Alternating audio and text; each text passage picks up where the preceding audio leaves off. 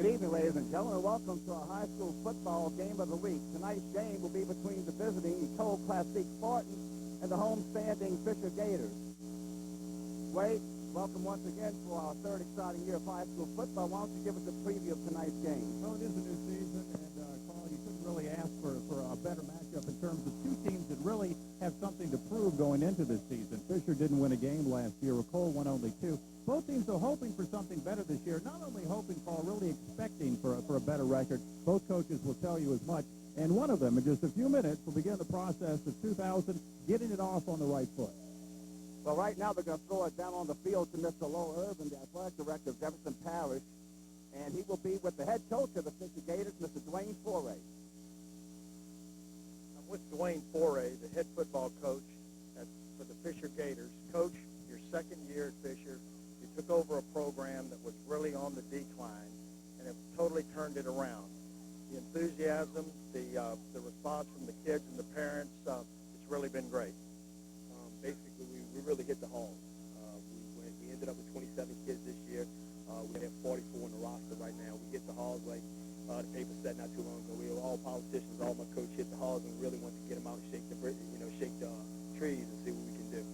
And we have a good conglomeration of kids out there right now. Really good kids. Coach, let's talk a little bit about the game tonight. You face Ecole. What can we expect offensively from the Gators? Hopefully just sound fundamental ball and we get physical with them. We're basically going to spread it out a little bit on them tonight. We're going to see what we can do there, and then we'll come back to our basic running game. But you'll see a no-huddle offense, and you're going to see we're going to spread the ball out and throw it up a little bit. Key players, who can we look for? On defense, Jared Victoriana, Chad Sanchez, both middle linebackers. Very cog to that. That's the cog to that defense. Them two guys right there. Also on offense, you have a backfield, pretty sound backfield with Willie Noel, Scott Blanding, and Glenn Mace. Ryan Bundy will be on the weak center tonight, and we'll have Bobby Mayfield out at split end. And we have three seniors down on that line who really gets it going. That's Murphy Walton, Nick Thibodeau, and Mike Olivier. Coach, listen, good luck to you tonight. We'll talk to you at halftime. Well, Ray, looking at the 2000 football season, what do you see in the weeks ahead after this game? Well, we do have a look at the Jefferson Parish Public Schools, of course, throughout the course of the season. And next week, we're going to have Riverdale against St. Bernard. And the district, really, as it develops, probably will come down to Errett. West Jeff, of course, will have another good team, as they usually do. Errett, though, is I guess you would have to say, the kingpin in the area. They ranked number 9 in the state, and really, last year, based on what they did, you have to expect another good season out of them in 2000. But that's probably going to be the team for most people to beat. A lot of people saying it's their district to basically to win or lose, depending on what happens. Bonneville will probably be improved. I mentioned West Jeff, East Jeff. If any team challenges Errett, it probably will be East Jeff. But the great thing about it is you don't know until we actually play, and that's what's coming up over the next few weeks. Well, we're looking forward to an exciting 2000 season, ladies and gentlemen. And speaking of that, Ray, we'd like to welcome a new addition to the Channel 8 sports team. Mr. Tim Fanguy will be our field reporter, and we will throw it down right now to Tim Fanguy. Thank you very much, guys. Just to let you know about a few rules changes for the 2000 season, the Louisiana High School Athletic Association has changed its policy on face mask penalties. In the past, it used to be an automatic 15-yard penalty, but this year it's up to the referee whether to decide the severity of the penalty or not. Also, in past years, it would, when the game would end in a tie, it would be up to the coaches whether the game would go on to overtime or not. But this year, the referees, the game automatically goes into overtime. And that's just to let you know of a few rule changes. We'll send it to a break and be right back for the opening kickoff of high school football 2000.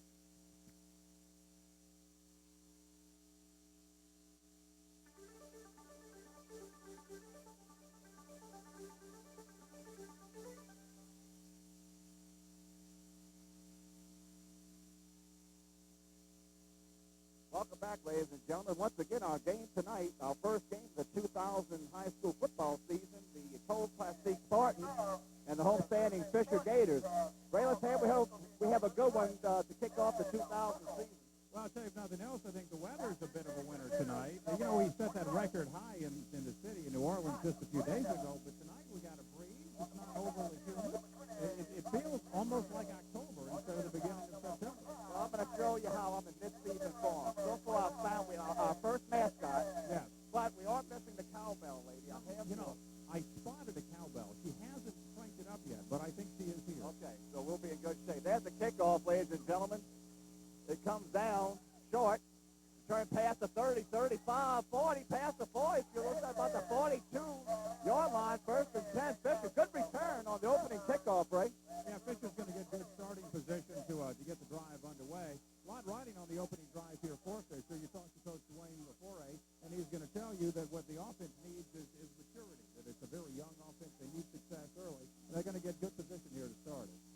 Kelly was on that stop on the kickoff for the Spartans. 1st and 10 Fisher. They'll play it at their 42-yard line.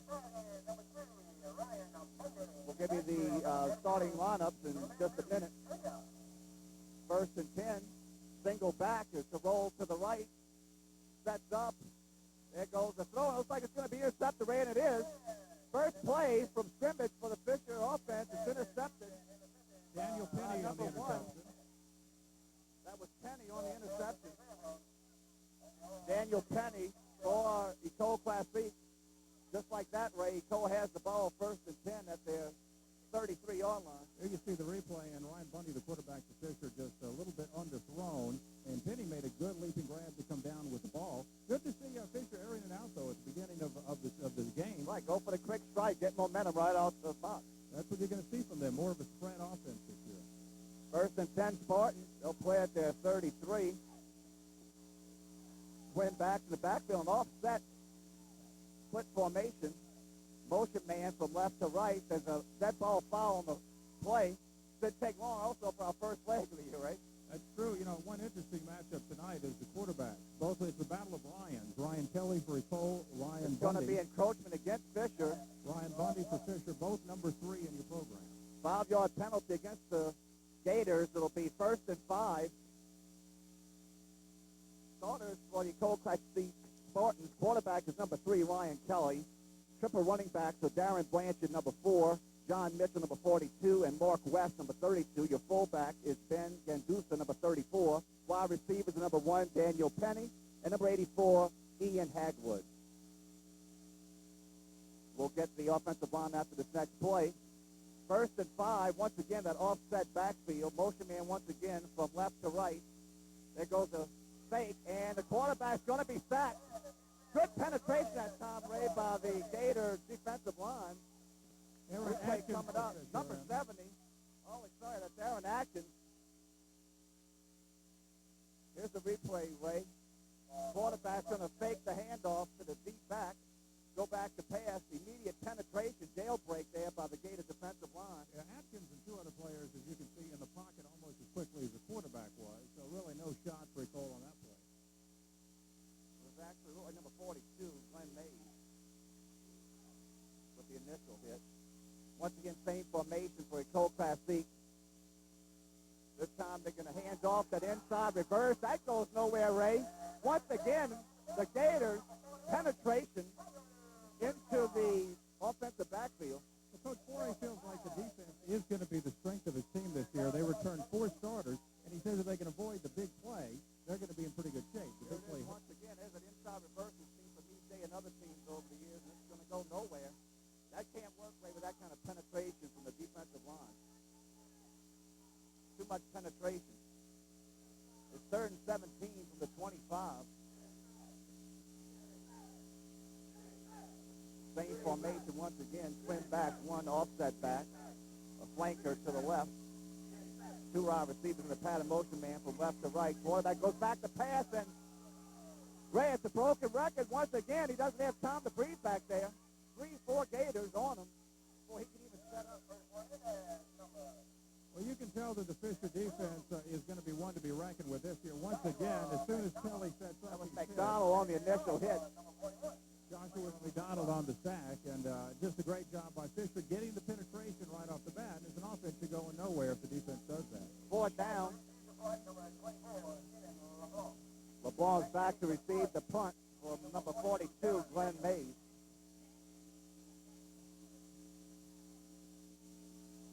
Flag on the play. That ball's going to be in Spartan territory. It's got about the 49-yard line. Flag on the play, Ray, with 9:29 left to play in the first quarter. No score.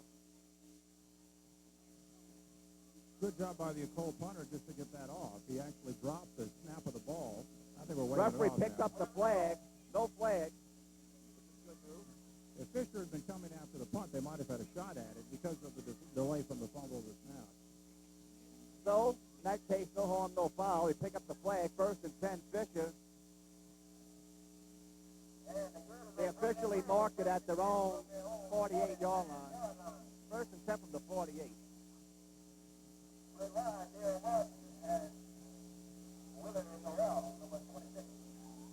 Fisher once again goes with that single back. To tell you this way, the PA system's been fixed here at Fisher. Yes, it is. Loud and clear. You can't hear us. You can hear the PA announcer. That was Scott Bland on the carry.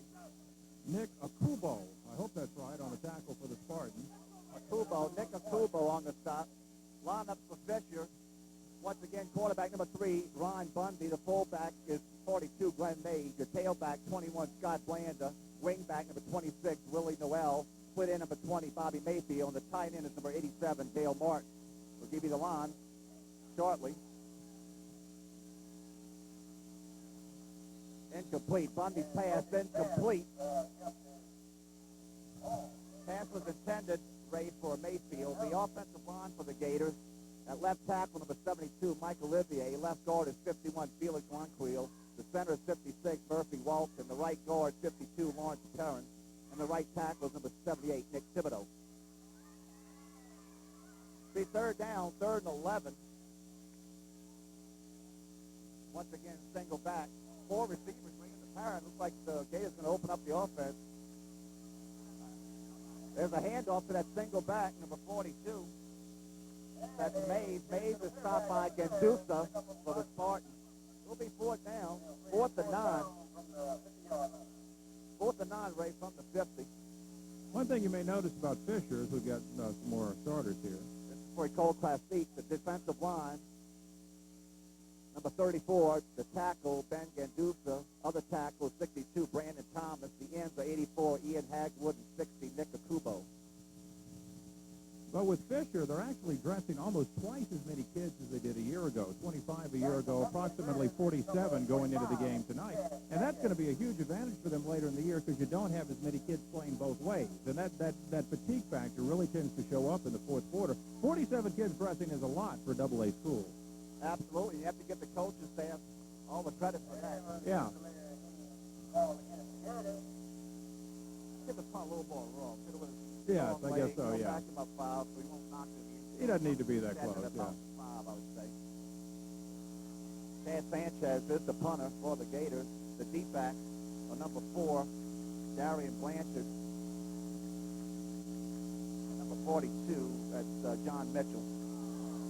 Over his head, picks it up. He can still punt it, but he's going to run with it. Here's some room right around that left end. Gets a good block. There he goes down the left end. The second good block. He may have the first down, but there's a flag. The flag may bring him back, but that was excellent blocking. There's also a second leg flag. It may be for some extra festivity on the sideline. I'm pretty sure this first one's going to be for a clip, though, and that's going to bring it back, which is really too bad for Fisher. Great individual play. Ray, that was close. 2 excellent blocks, but like you say, one may have been a clip, at least one. And then there was a second flag. It looked like a dead ball foul. Here's the replay, Ray. Here's the replay. Pick up the block. Let's play referee here. Sanchez again just makes lemonade out of lemons, let's say, and that's a clean hit there. That's not the penalty. That could be it. Blocking the back. But the flag is back on the Fisher side of the 50. Looks like they call that first block, Ray. Yeah, here we go, and it is a clip. Personal foul. It's a dead ball. That's a 30-yard penalty. Well, the personal foul, you're right, was probably something at the end of the play. Little extracurriculars or something that we're not privy to, maybe fortunately so. But nonetheless, it's going to come back. Still Sanchez, though, a great individual play. Sanchez is really one of the Gators' top players as a linebacker. So he's not just a punter. He's a guy who can do a whole lot, and he certainly showed his athletic ability there. So what's going to happen here, the Gators are going to have to re-kick. I think they picked up a first down. Well, otherwise, Ecole would have probably declined the penalty. Yeah, he did. He picked it up by maybe 3 or 4 yards.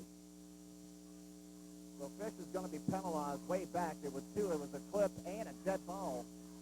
Personal foul. So the ball's at the 31-yard line. Now they're going to mark off, Ray, the personal foul. That'll be another 15. So our first mascot shot of the evening, the Fisher Gator. Looked like he held up well over the summer. Absolutely. No words for the wear. I'm sure he's been all cleaned and everything, dry cleaned. So Chad Sanchez will see the strength of his leg definitely on this punt. There'll be plenty for the goal line. As the announcer just said, 4th down and a lot. Technical term. Yes, yes, it is. That's that new weak math. Yeah. I didn't pass that either. Let's see if we get a better snap this time. A little high, but handled. Here's the punt. End over end. Not too bad, Ray. Comes down about the 45 of the Gators. Number 4 has it. Breaks one tackle. There's a block. There's a second block. He's off to the races. There's a flag down. There's another flag. He's inside the 10. That was Darian Blanchard. Blanchard on the return. There is a flag on the play. It's hard to see the your line, Ray. We don't have much depth perception here. We're on field level, but the clip this time against the Ecole Classique, I think that was around the 20. Yeah. Well, turnabout is fair play, I guess. Here's the return, and this is going to be Blanchard, the starting running back, who might also play quarterback for Ecole tonight. Does a nice job of finding an outside lane, and it's hard to pick up the clip, but obviously. Well, there was, somewhere I in there. saw one at the 20. There's also one about the 35, and I think that's where the clip was. So good break for the Gators. It'll be about the 50 where Ecole Classique is going to start. Could have been much worse for Fisher. It's the 49 of the Gators. This is about where Blanchard fielded the ball to begin with. That was Brian Cook on the stop for Fisher. Fisher, a year ago, 0-10 in the first year under Dwayne Foray as the head coach, who also has been the baseball coach here for many years. 0-6 in competition and 9-2-8. But if you talk to Coach Foray, he says 5, maybe even 6 victories is possible for his team this year because of the schedule. They start with a bunch of teams they feel like they can be competitive with before they had Newman, West Jeff, and some of the other big teams in the district. Or West St. John, I should say. Well, if their defensive line plays like they played in the first, there is a bigger shape. There's a dead ball foul. You know, You hear one of yeah. our fans holler, watch the ball. That's the second time. That's the second time that Fisher's been caught like that. I'm just wondering about Kelly's inflection. He must do a good job of making it sound like the ball's been snapped and inducing the jumping. It'll be 1st and 5. Now it's at the Gator 44. Makes play calling a lot easier when you have a 1st and 5. Of course, sometimes if you've got a quarterback with a great inflection, he gets his guys too, you know. And theoretically, I mean, they know the snap count, so they really should jump. But that does happen with the offense. We have a sometimes. dancing Gator. Really? He picked up some moves over the summer. Everyone's Yeah. practicing. I heard he was on tour with Brittany. Motion man left to right. There's the handle to the second man. Once again, Ray, there's that penetration, and it's gang tackling. Everybody around the ball. There's at least 8 Gators on that stop. You just get a feeling this isn't going to be a 45-40 game tonight. Both defenses have been very, very stiff so far. That was Mitchell on that carry. Ball back to the 46. That was a loss of 2. Quarterback for Cole, Ryan Kelly, is a senior. He was officially the starter last year, but he didn't play a bunch because of injury. Had a concussion for much of the season. Official timeout. There's an injured Classique Spartan down, number 69, Ray.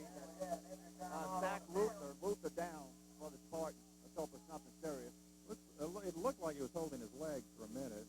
Could be wind knocked out, Yeah. cramps. Well, even though we have a slight breeze, it was, Yeah. I think, 103 again. It was pretty bad. And, of course, this early in the season with the weather like it is, you're going to get a lot of cramps. And to remind us, we still have that August rule. We'll have the water timeout. yeah. We have the water break during the month of August.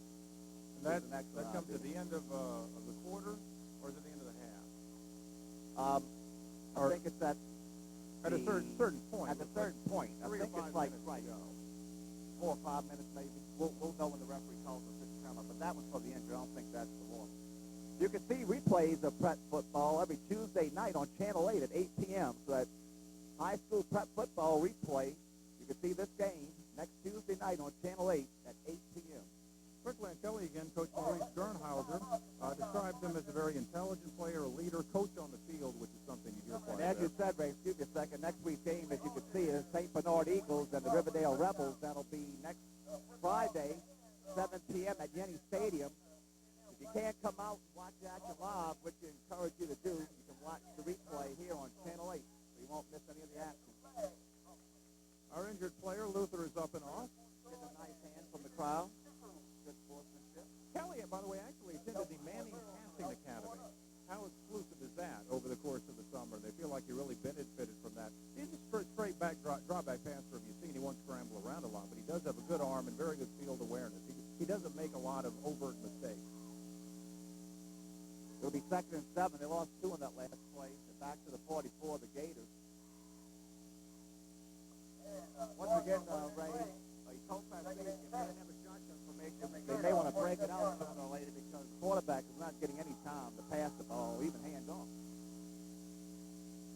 Once again, that slot formation, slot back. Motion man left to right once again. Quarterback's going to roll. That's one way to try to beat the pressure. Pitch is late. The fumble. And Fish is all over it.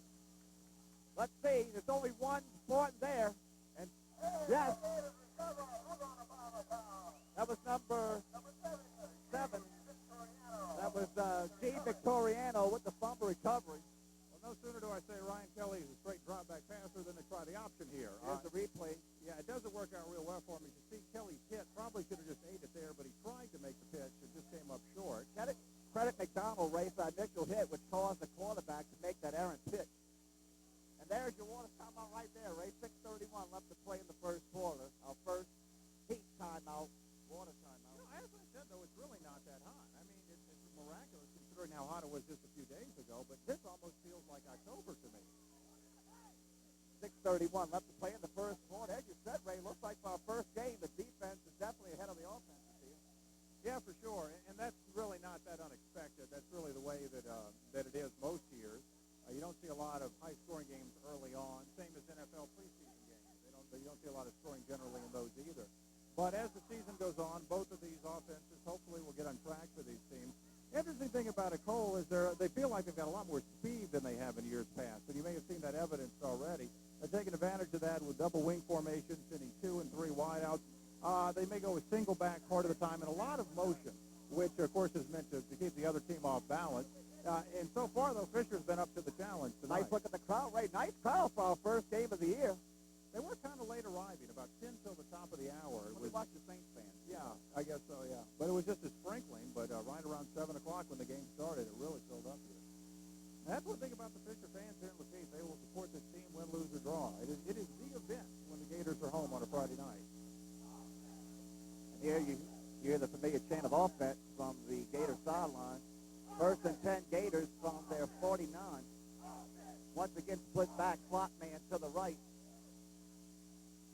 There's the handoff to Blanda. Blanda tries the right end.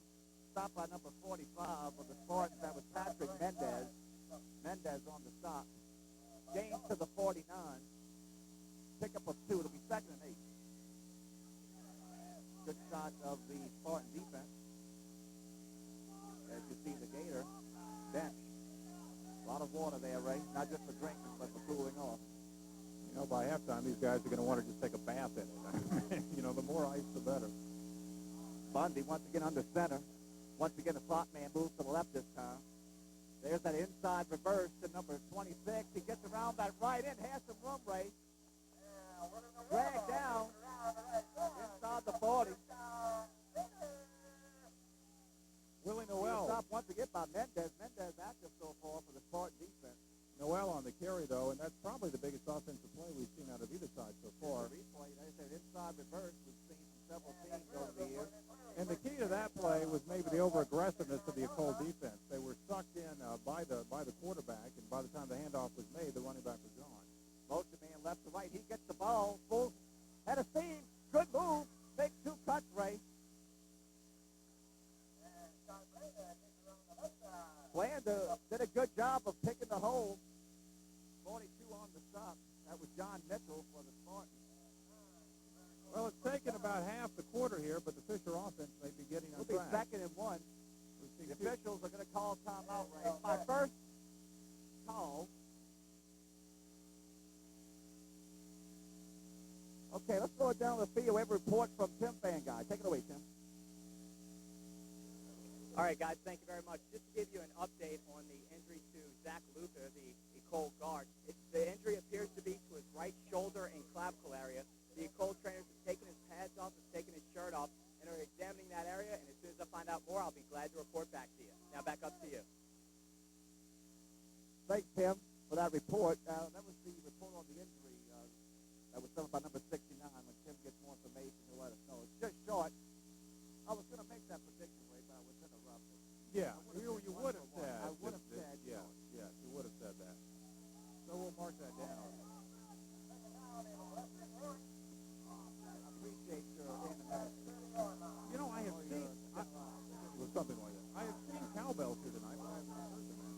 They must be waiting until halftime the under center. This time we have a single back. Three receivers this time in the pattern. Bundy. Hands off. There's a fumble. The exchange was, it looks like 77. Trying to get it. Position. Nope. Ecole Classique. Well, you can tell it's early in the season. Both teams having a hard time holding on to the ball. Comes, here's the replay. There's squirts out. And there it is, C-77. They're looking at a chance to dig in there. But the Spartan now fought for the football. Glenn Mays, the running back on the play, and the handoff, the connection was just never made between the two. Ball squirts into the line, and Nicole comes up with it. Ball's at the 25, first and 10. 4:43 left to play in the first quarter. Stopped a nice job that time by the Gators. Yeah, it looked like, as I said, they'd really gotten on track. They had two big pickups on running plays in a row, and we're starting to really get things going. Too bad the turnover happened. First and 10 at the 25.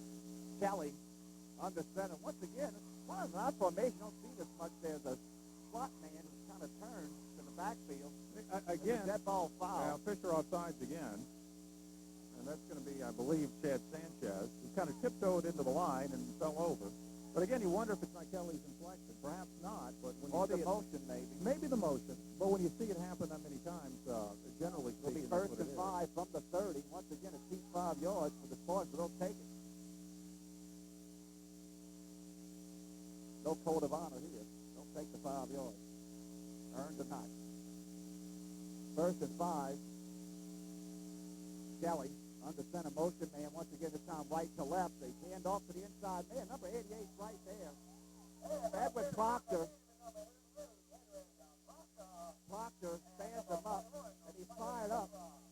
You can tell Proctor fired up on that play. Once again, Fisher getting no ground on the running game. Yeah, there's Proctor. He can hit the running back and just stand him up, and then Straight back. That's a blocking play. joined by a host of right a host of purple people after that. Purple people even. That's exactly. Well, they're purple themselves. I just aged myself with that one. I only read about it in dusty books. I don't remember the Vikings of that era Young myself. people have referred to the Minnesota Vikings. Yes. Motion man, and here we go. Turnabout fair play. This time looks like 5 against the Spartans for legal procedure. Again, you just wonder if it's the inflection maybe getting the offense this time. Be interesting to find out, because if that's not it could be something different, but he could have just a great inflection going for him. Kelly, the quarterback for Ecole. Falls back to the 24-yard line. It'll be second down, second and about 13, second and 13. 4 minutes left to play and counting in the first quarter. Once again, Penny under center. Ecole getting their pennies worth. Very good. Well, Write that down. There's a fumble, and Fisher's all over that one. And Ray, I don't know if it's perspiration or nerves or a combination of the two, but that's the second loose ball in a matter of a couple of minutes. And that's at least the 4th turnover we've had here, and we're still in the first quarter. So, yeah, because Victoriano, once again, Johnny on the spot. He has a nose for the football so far. Could be perspiration or any number of things, I suppose. But both teams having real trouble hanging on to it. Well, Fisher now in excellent position to get the first score of the ball game. First and 10 from the Spartan 23-yard line. Ryan Bundy under center. Once again, single back with number 42, Glenn Mays. 3 receivers in the pattern, trying to spread out the Spartans. Bundy flushed out the pocket, slipped one tackle, but is polished off, Ray, by number 62. That's Brandon Thomas. Thomas on the stop. Dale Froba with some early pressure on him as well. Those of you who are here, you see the replay. This is going to be Bundy just flushed and dropped. Those of you who were with us last year for a Fisher game may remember Jace Guidry, a quarterback for Fisher, who was a freshman, really nifty little quarterback. No longer with the team. He transferred to John Curtis, where he figures to win, I would assume, a couple of ball games with John Curtis. But that's obviously flow to the program, though Bundy's been around for a while, too. As Johnny Carter used to say, I didn't know that. Thank you, Ed. Surely. That's what I'm here for. 45 is on the stop that time. Mendez. Mid-season form already. I'm impressed. Yeah, you remember that last year, Gibson is my recollection, not particularly big, but he moved really well, had a good arm, and was just a freshman, gave a really good accounting of himself that night in that game. I think they're playing King, if memory serves. But again, Bundy has been around. The attention of J.C. Curtis. Apparently so, yeah. Maybe our broadcast got him a spot in Curtis. Who knows? But as I said, though, Bundy's been around. He's played. So 3rd and 15. They're On the hoping 26. Big play here. They don't need to get it all back here, Ray. Maybe about 10 yards, I believe himself with 4th and 5. Man, it's pulled down. Bundy drops straight back. Pressure. Oh, he gets murdered, Ray. I mean, leveled as he released the ball. But he gets up. Looks no worse for the wear, but he was actually drilled that time. Well, Bundy's fine, but the guy who drilled him, Jandusa, may have drilled him so hard he hurt himself. He's down on the field. He's 4th down. I don't know what the range of their field goal kicker is this year. In high school, he's taking maybe 30 yards at most for two accuracy. And maybe even less this time of the year with a heavier air because of the heat and humidity. Richard's going to come to the sideline, talk it over.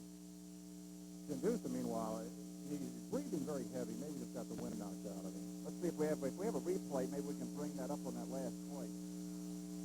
See what happened. Jandusa, by the way, the undisputed defensive leader for Ecole Classique. He is a linebacker. Had a fumble recovery for him in their jamboree win over Lutheran 12-0 a week ago. And just has a nose for the ball. Middle linebacker will play some down lineman during the course of the game, though. Got to be Gator sideline. As we can see, their numbers there, as you said, Ray, they almost doubled. Well, and if you just look, just from that camera shot, you can see, get a pretty good feel for how many players Fisher has dressed as compared to Ecole. Now, Ecole is a 1A school, Fisher 2A, but nonetheless, 47 kids, which is what Fisher is dressing, or was anticipating dressing going into tonight, is a lot for a AA school. Matter of fact, as I recall, last week's jamboree, I think West Jeff and Higgins both had under that number. I'm thinking maybe somewhere in the 30s or... Yeah. And the fact that they do have it is a tremendous credit to Coach Foray and his staff to get the kids to come out, especially in light of a winless season the year before. You don't see a lot of excitement generated by a record like that, but the kids want to play. Maybe they know they've got a shot to play if they come out, and certainly they good news, respond. Ray. Gandusa out on his own power. It's going to be 4th down with 2:13 left to play in the 4th quarter. 4th and 15 from the Spartans, 26. Bundy's out there. We can say this way, it's tough to test it right away. He passed that first test, but he was really thrilled on that play.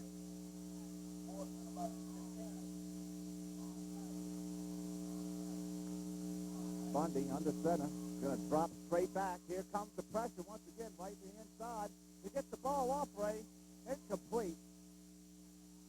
Pass was intended for Willie Noel. The ball will go over and down to the Spartans. Once again, flushed out the pocket, pressure up the middle that time. John Mitchell, one of the defenders back there, and Noel pretty well covered. Ball was overthrown, so no harm, no foul, other than losing the ball on down. At this point, Ray, it's probably comparable to what we call a pitcher's duel in baseball. Yeah, going in, you didn't feel like there would be a lot of scoring because both of these defenses were considered to be ahead of where the offenses were. And so far we've seen that. Of course, with the turnovers, hasn't helped either offensive cause either. 1st and 10 at the 25. Doesn't mean the game hasn't been exciting so far. There's been some action. Penny once again under center. Once again, the slot man and the motion man comes from left to right. Drops the passing catch, and it's incomplete. It's going to be ruled an incomplete pass.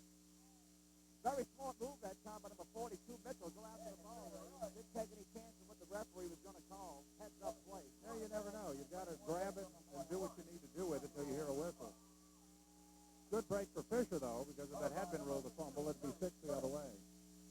2nd and 10. Yeah, there it goes. All right, she's broken it out. The Fisher Gators waiting for something big to happen. Or we can do a pyramid or whatever it is that the mascots here do. Schoolboy still has 1st down. It's 2nd and 10. 2nd and 10 at the 25. Daniel Penny under center once again. Dead ball foul. It's going to be a delay of the game. That was called by the back judge. Delay of the game, 5-yard penalty. Anytime that flag flies before the snap, that's going to be delay of the game. There's a shot at Coach Dwayne Foray for the Fisher Gators. Gathering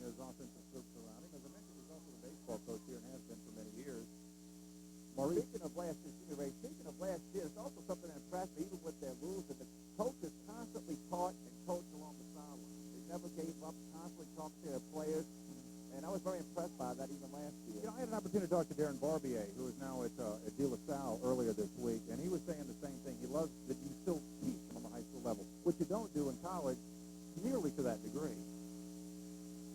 Replay second down, 2nd and 15 this time. There goes the handoff to number 4 around the left end. 3 Gators are there to meet him. That was Darian Blanchard on the carry for Ecole. As I mentioned, he's the backup quarterback for Ecole as well, and could see some signal caller action tonight. Again, just great penetration by Fisher. Not a lot of complicated what's happening here. The Fisher defense is just overpowering the offensive line for Ecole. And really, the offensive line for Ecole was kind of a question mark going into the season. Coach Gernhauser said as much. He considers them very small, but quick. Only 2 starters returning along the front 5, though. Be third down, 3rd and 17. Passing situation for Penny. And I see, is that thunder or lightning? No, that's the recorder, the tape recorder. Oh. Well, they say Pitch the eyes around are the right, and he supposed to has some room. The speed of Fisher's there, though. He knocks him out of bounds, not before. He gets close to the first down rate. I think he could be a little short. I think he's ruled out of bounds at about the 34, maybe about a yard short. And the time here for Ecole. Well, Mitchell has some speed, and you're going to see it here. He scored a touchdown on a 25-yard counter play in their Jamboree victory over Lutheran last week. And he's one of those guys who's faster than he looks. He's just kind of trotting along, then boom, he turns the corner and is able to get a few more yards out of it. Just tiptoeing the sideline there. Ecole Classique isn't going to take any chances here. They're going to punt. Fisher's not buying it, Ray. Now he goes back. At first he came up to the line thinking it may be a fake. They only need about 3 yards.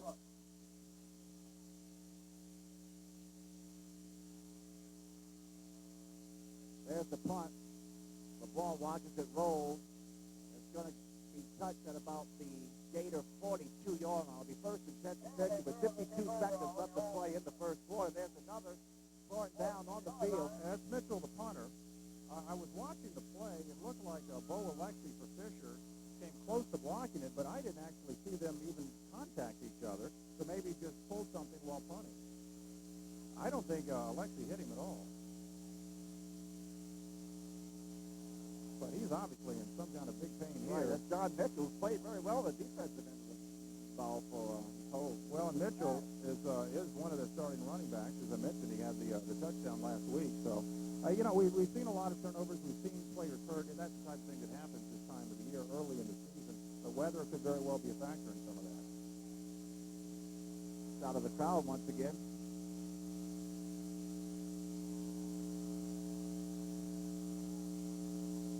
Hopefully, once again, Ray, it's just the wind knocked out or crank. I want to mention one player for Ecole that you won't see tonight, James Forges, is the fastest player on the team. We talked about their increased speed. Forges a transfer from Newman and won't be eligible to play until next week. Transfer rules having to do with when he registers to school and that sort of thing. But once they add him, and he's going to play running back and some DB too, they really feel like they're going to increase their speed. And Coach Gernhauser felt like the speed was the main area that they'd be better at this year. A lot of kids, he said, just matured over the summer, or over the spring and the summer, and they're just a faster team. Same kids, but they're faster. They say speed is the one thing you can't teach, but you can get better at it through various exercises and just the maturation process for kids this age. Still working on Mitchell, Ray. Not taking any chances. Looks like he's going to try to get up now under his own power. Yeah, I wonder what happened to him because I don't think there was contact. He may have thought there was going to be contact, and so maybe pulled up short or pulled something. Very hard to tell. Coaching staff is talking to him. Want to make sure that all the parts are in the right place before they move. Well, you know, like we've been talking about cramps, and boy, those can really, you just want to crawl into a hole and lay down when you get some of these cramps that are heat-related. Fans giving him a nice hand once again. And coming off the field is number 42, John. Good sign, leaving the field unassisted. Now, know, as we mentioned, Fisher 0-10 a year ago, but this was the one game they came close to winning. Nicole only beat Fisher 7-6 a year ago. So very, very evenly matched program. One of the most interesting incidents, I think it was here, is when the player was ejected from the ball game and almost enrolled in our Yeah, that was a couple of years ago. on his way very high. On his way to the bus, he de-uniformed. And I beg to differ, Carl. There is lightning off in the distance. Hopefully it'll stay there. So you asked what was the noise at that time was the boom box. Okay. There's a run around the left end. Good containment that time by number 4, Ray. Darian Blanchard was excellent. He strung the play out very well. Kept containment and made the runner run laterally. Well, this is how you play the sweep, boys and girls at home. As a defense, you just keep stringing them out, Here he comes. and here we go. Watching the back. Yeah, and he still makes the play. Eventually, the sideline marker will become a 12th defender, and that's how you defend a sweep, pure and simple. The ball digresses, Ray, to the Gators 39. Digression? Yeah. It goes backwards, too.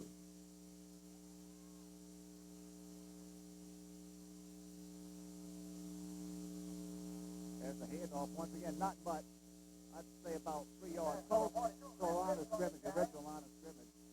First quarter ends with no score. Once again, a defensive struggle. As the quarter ends, there's another Spartan down. He is about the third Ecole player to go down in the first quarter. Chris Brown is the player. I have Michael Lester. Yeah, I think you're right. 58. Michael Lester. And he too, and you just, when you see so many of these so close together, you do wonder if it's not heat related. As we said, it's kind of cool, or at least it's not as hot as you would expect here tonight, but it could be a cramp.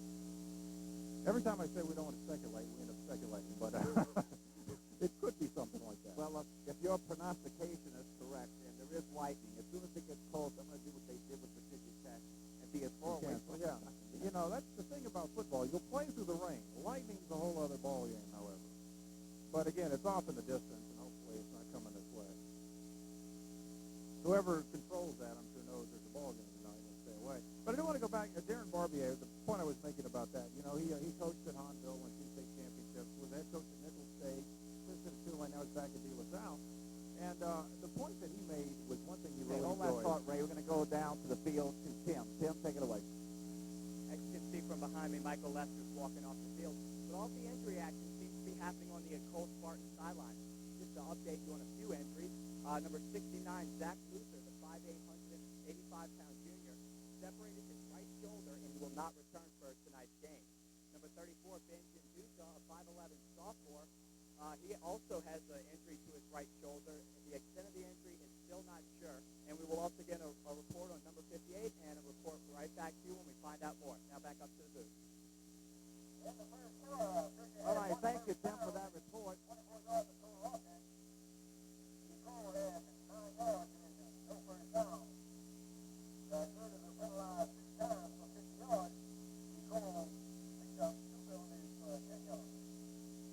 Well, we start the second quarter. 3rd and 9. There goes a dead ball foul. Good ball that down by the referee. Lewis foul. Illegal procedure against the Gators. I've seen Olympic javelins not thrown that well. 5-yard penalty. They replay 3rd down. I promise I'll Be finish. 3rd and 14. I'll finish Darren Barbier. I mean, very quickly. Before you were so rudely That's right. Tim, who does he think he is? No, just kidding. But he says that in the high school level, there is a lot of actual hands-on teaching that goes on. You may think that happens in college, but he says that's not necessarily the case, at least not in all cases. The kids think they know maybe more than they do, and he just likes the hands-on aspect that you're going to get in high school. So if he wants to stay in high school, I'm sure he's going to get a head coaching job. Well, he's a De La Salle as the head coach. Oh, as the head coach, okay.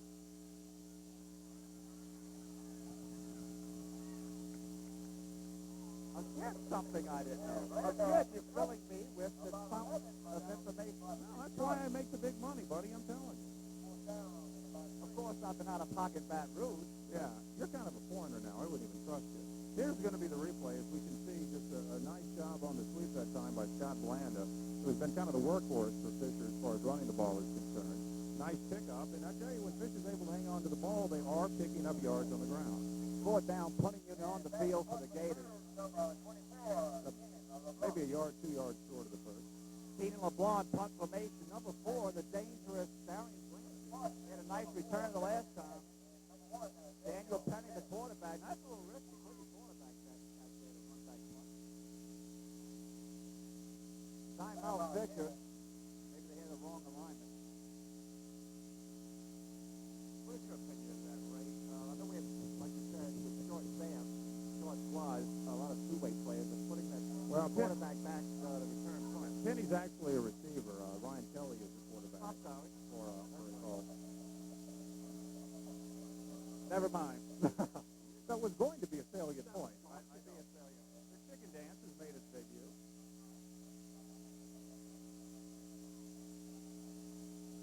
My God, Charles Miranda's with us tonight. She's teaching us the chicken dance. You can do the chicken dance.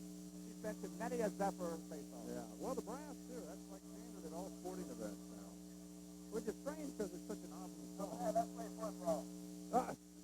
They've heard the PA announcer cut off the chicken dance and say, enough of that. Let's play football. He's had enough of it, too.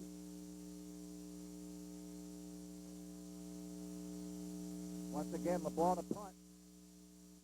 Blanchard and Penny. Blanchard and Penny back. Good snap. Here's the punt. That'll High go rain, huh? short, but high, end over end. And it's going to hit down at about the 36-yard line. It'll be 1st and 10 for the Spartans at their 36. You know, for that ball going as high in the air as it did, it just died when it hit. When it goes that high, you expect it to really bounce, but that one didn't. It just hit and died. Right. And that's the dangerous play where if you're close enough to it, it could hit somebody. That happened in a Saints preseason game last week. One of the Saints were punting. One of the defenders wasn't watching where the ball was, and it landed right behind him, bounced into his gluteus, and was recovered by Miami. It'll be 1st and 10. 1st and 10 at the 36.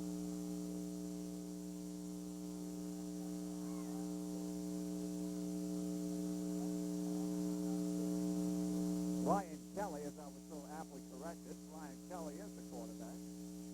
Hands off to number 42 around the right end. Once again, that's Mitchell. Mitchell recovered from his injury, whatever it was, back in the ball game. Yeah, I'd say he's okay now. Nice pickup around the right end by Mitchell. Just a big kind of bruising running back. About 6 yards, Ray. 2nd and 4. Here's the replay, and as you can tell, as I said, Mitchell is a lot faster than he looks. He just plods along and turns it on at the end of the play.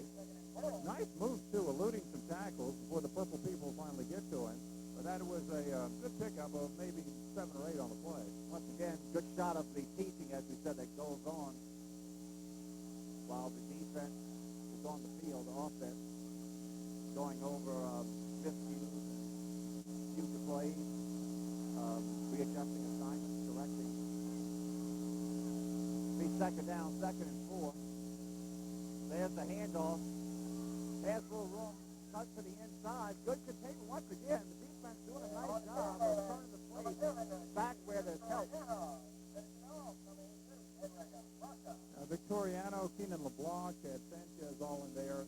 They do pick up the 1st down with Blanchard, does he call, but the play didn't go nearly as much as it looked like. 3rd and 1, a little short, Ray. It'll be 3rd and 1. 3rd and 1. I gave him credit for more than he got. Victoriano names the next several times tonight. Well, that's because there are a couple of them. We'll have to run down how many Victorianos there are.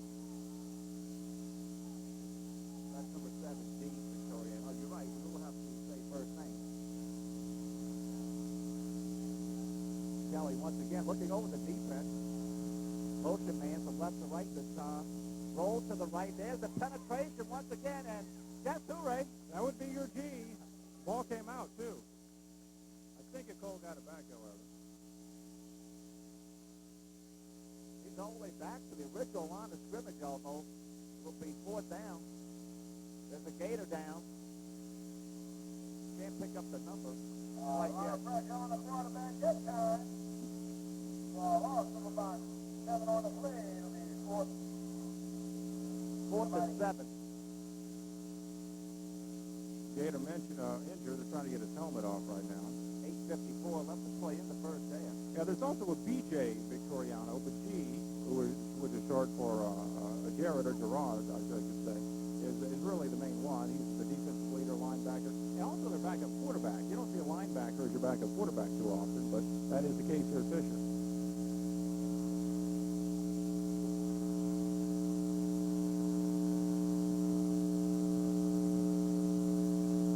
Because of all of the players down, Ray, it's slowing the game down a little bit. Otherwise, this would be a fairly crisp first half. Well, and despite the miscues, it's been entertaining. I mean, I think with most people who don't have an allegiance to go to a game or watch a game, they just want a close game. And certainly we've had that tonight, as neither team has been able to crack the end zone yet.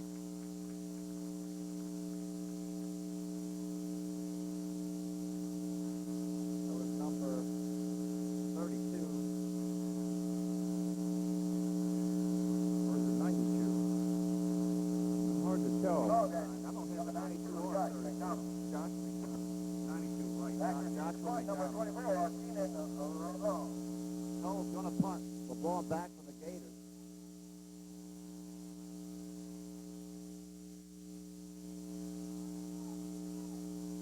Mitchell, nice high, end over end. Nice hang time on that. Fisher's going to down it. The ball looked like he may have touched the ball. There's a sample for the ball. Yeah, I think it may have. It just skipped off his fingertips. Fortunately, had some teammates there to get on it for him. There's the replay. Calls for the fair catch. Lexi on the recovery. Yes, it did. Yeah. Good call. Didn't go off his fingertips. Nice job. Heads up play that time. It's always good to have a teammate there to pick you up. Absolutely. First and 10. They'll play it at the 39-yard line. First down, Gators.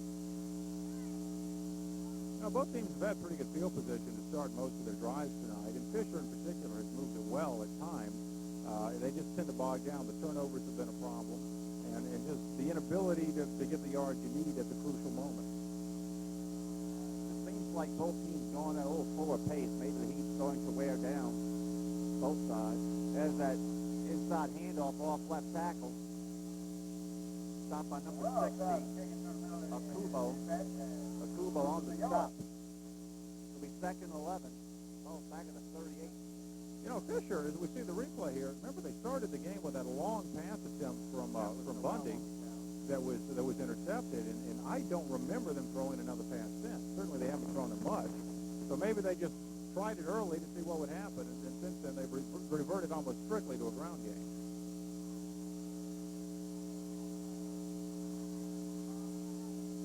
Talking about the numbers on the football squad, cheerleading squad is not too shabby itself. No. Quite a few young ladies on the cheerleading squad. There's the pass. Ask and you shall receive. There we are. A little slant attempt. Little slant pass to number 37 is incomplete. Bring up third down. Matt Cauble, the intended receiver, who was not able to come up with it as it was a little low. Be interesting to see the passing stats. I don't think they've thrown it more than 4 or 5 times. Ecole maybe a little more, but not much. Of course, you don't generally see a whole lot of passing on this level anyway. Third and 11. Except Aaron, I think Billy North said they're going to be throwing the ball quite a bit this year. We'll see about that. Well, if you got a Bruce Petty in your back pocket, that's probably not a bad plan. There's Blanda around the right end. 5 Spartans on the tackle.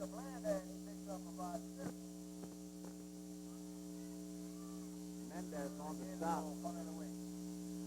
Fisher now will punt.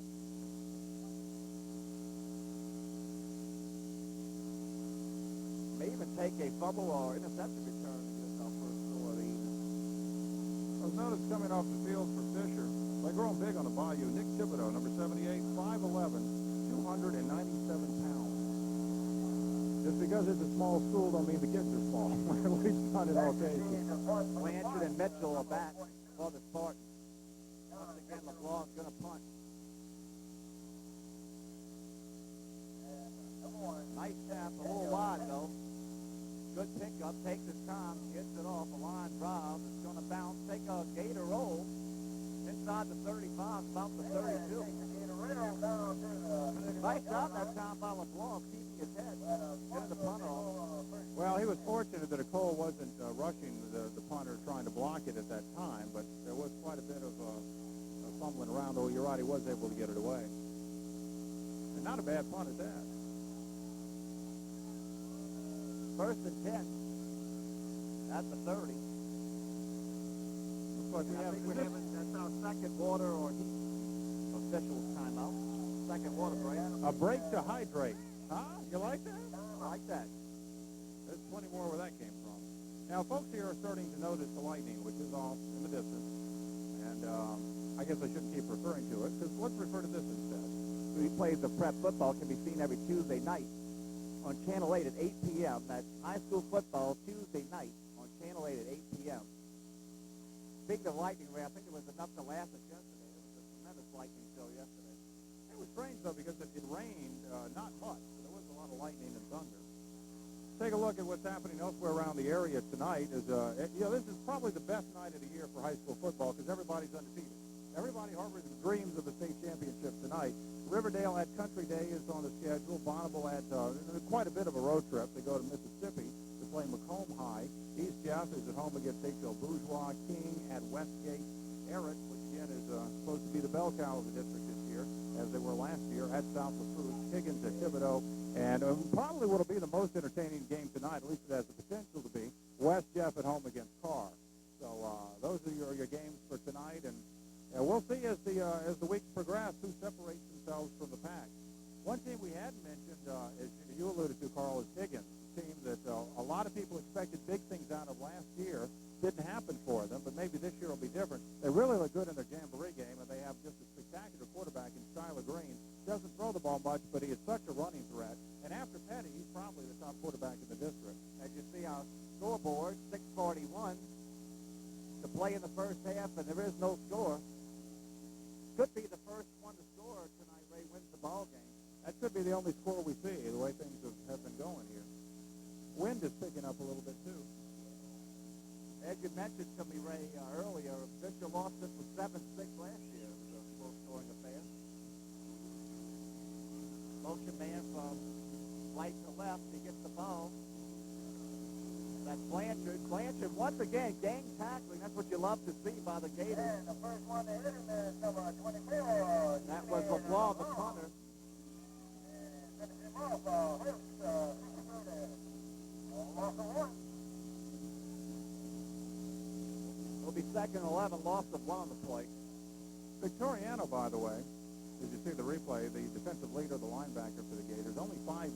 Not that big for linebacker, 5'9", 195, but he certainly plays much bigger. I'm sure the coaches, Ray, love to see that running to the football, gang tackling. Oh, absolutely, because if one guy misses him, there are 3 or 4 behind him. Once again, Ecole in that same formation. Back to pass. Pass is incomplete. I think it's a miscommunication there between the receiver and the quarterback. He ran an inside route. The quarterback threw it toward the outside. Timing off, as you said, first game of the year. Timing won't be what it will be later in the season. In the NFL, they have 4 preseason games, even 5, and for some teams, here, these kids had a couple of scrimmages. They had a jamboree last week, which is half a game. And other than that, that's it. So this is the first time to really cut your teeth in what is an actual game situation. It'll be 3rd and 11. I've been saying that a lot tonight on both sides. 3rd and long.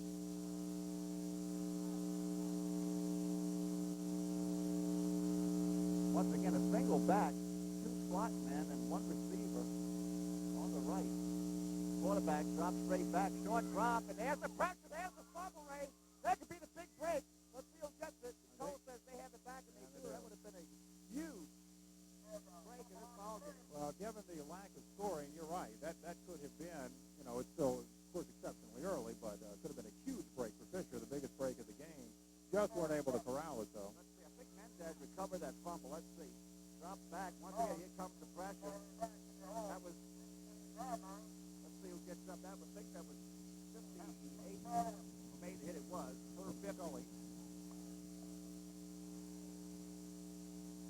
I couldn't quite tell who came up with the fumble. I think it was 45. I think it was Mendez. Was it Mendez? Yeah, Mendez came up with that. 5 minutes exactly left to play in the first half. Mitchell back to punt. Fisher should get excellent field position. There it is. Another high end-over-end kick. Fair catch. Almost a little too close, right? Almost 5 yards. Yeah. Chris Bordelon, I think, could have drawn a flag there. He was clearly inside of the zone, but there was no contact. He evaded his space. But there was no flag. Interesting to see if he did make contact. Obviously, I think it would have been. Well, yeah, if there's contact, I guess there'd really be no choice. Ball's at the 46. Once again, Gators are in Spartan territory at the 46-yard line with 4:45 left to play in the first half. No score. If you just joined us, defensive struggle. Big recovery that time by Mendez. This could have turned the whole ball game around. Gators would have recovered that football. Victoriano is going to take it on the sweep this time. A little tricky that time by the Gators. Victoriano takes it. That was Heckwood and Mendez on the stop for Ecole. And Victoriano, starting linebacker, defensive leader, backup quarterback, as I mentioned, and he is in the game of quarterback right now with the keeper along the right-hand side. And we were told previously that by Coach Foray that he probably would play some tonight. Bundy is the established starter. But when you got a guy who can do something a little different, is as good an athlete as Victoriano He'll be is. second and 4 at the 39. You might as well let him play and see what he can do, especially considering the lack of scoring by both teams. Motion man from right to left. Victoriano drops back, throws incomplete. It'll be third down. Bundy's on the sideline on a knee. It's obviously not hurt or anything. They just want to give Victoriano a shot. Once again, with the, as we said, with the heat, you get mentally fatigued too. So it may be a good move to give him not just a physical break, but mentally maybe. Yeah. Let him catch his senses. And they don't lose a whole lot when Victoriano comes in.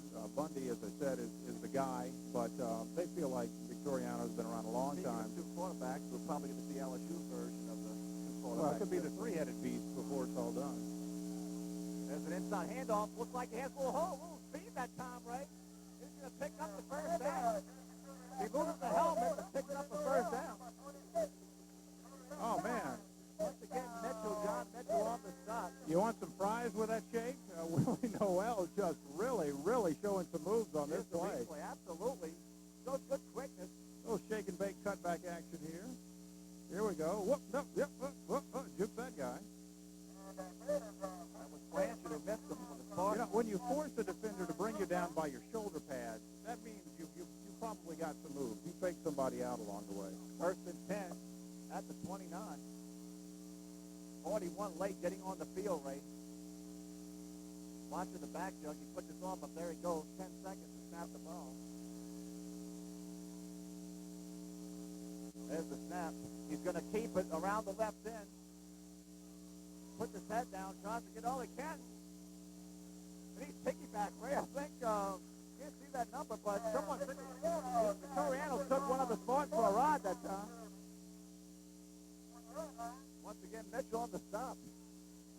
Well, Fisher has now managed to put together the first real scoring threat for anybody in this game. Makes the reverse, flips one tackle, puts his head down. He does. Takes it for a ride. You know, the thing about Victoriano is when he's at quarterback, he still plays like a linebacker. I mean, you can just tell watching from here the mentality that he's got. You can see it on the bootlegs and the running plays. We have seen him throw the ball one time. That wasn't successful, but he's obviously a guy. He's a senior, been around a long time, and he comes to play. It'll be second down, 2nd and 1. 2nd and 1. There's a delay from Breeze there. Well, I just hope the breeze isn't preceding something not quite so pleasant. But we shall see. It's 2nd and 1. Let's see if they just go with a quarterback sneak here or hand the ball off. Toriano takes it. He's going to inside handoff for the first down, 1st and 10, with 3:38 counting left to play in the first half.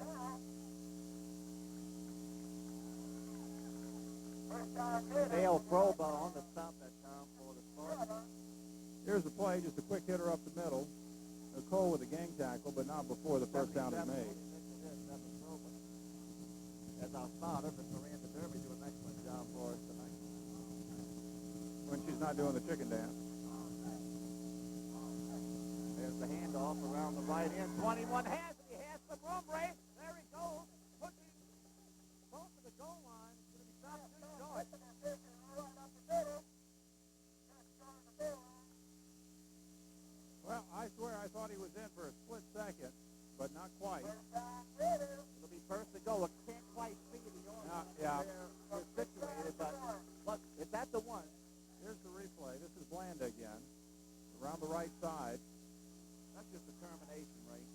Oh, it really is. You know, he actually left his blockers. There were guys coming up behind him afterwards. But he does get down to the one. You can see the Fisher players are standing, they're watching, they want to see this. All right, I'm going to call again. Quarterback sneak. You think so? All right. Something tells me Victoriano wouldn't be shy about doing that. The reason I say that, last week's jamboree with West Jeff was at the Davidson one, handed off and fumbled. So Yeah. just having a flashback to that play. Well, the more people who have to touch the ball, the greater potential for one of them to drop it. Matter of fact, it was inside the one. The ball was almost touching the goal line. Well, Coach Foray did talk this week about the importance of having success early, maybe winning this game because of last year, the 0-10 season. And as I mentioned, he says he thinks the team will win 5 or 6 games this year because they have what he considers to be a manageable schedule early. St. Martin, Ben Franklin, Redeemer, Ridgewood, all teams he thinks they can be competitive with before they play the big 3 in their district, which are Newman, West St. John, and also, I'm forgetting for a split second, but that would be Riverside, which is currently ranked number 2 in the state. Here's the AA. big play. First team to get ahead, we have a big advantage in this ball game. Quarterback sneak, that's my call. Real estate gets hard to come by down here, though. All right, that's my boy. He's in there, I think, for the six.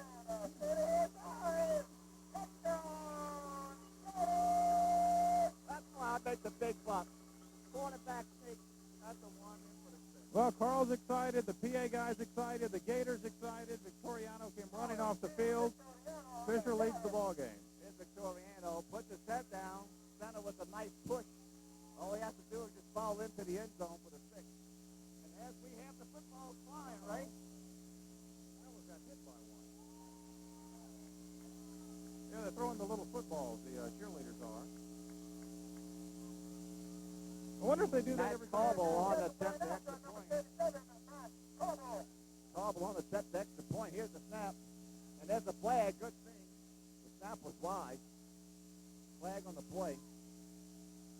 Even if it's against the Gators, it was a good move. A replay from the 1.5. Sometimes you tend to go for 2 like that, but they're setting up for the 1. Cobble will be just a little closer. Sometimes the angle's a little more severe when it's that close. Let's see if it makes any difference. Sometimes he can be too close. Are we calling a timeout on the extra point? Yes, we are. Timeout fish. They may be talking about going for 2. Well, it's possible. I mean, you get that close and your eyes get real big, and you're tempted to do that.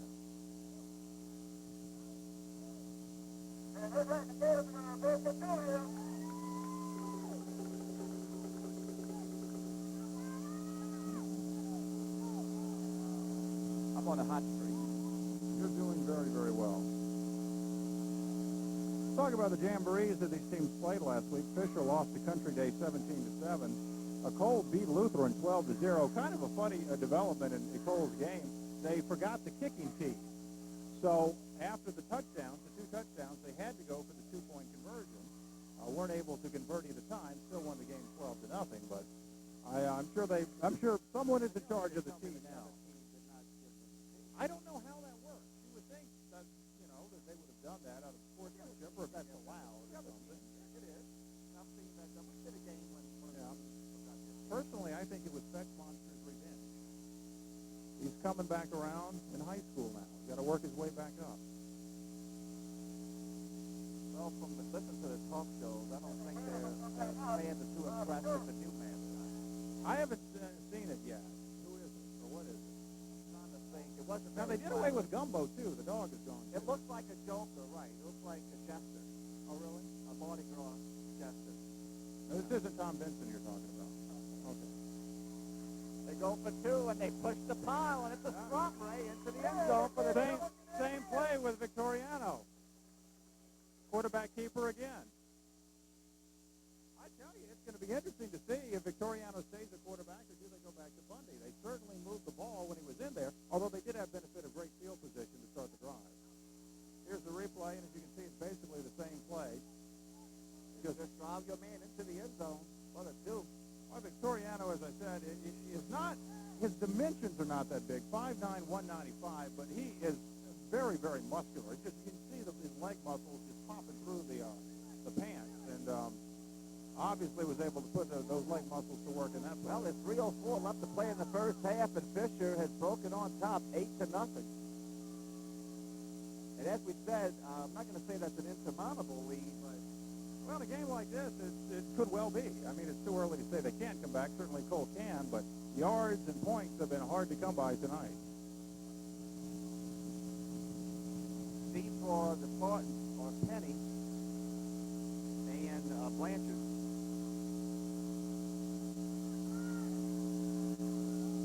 And they kick off for the Gators. Number 37, Matt Cole. Cobble kick. Nice kick. Nice kick, right? You don't see that often. That's going to roll all the way into the end zone for the touchdown.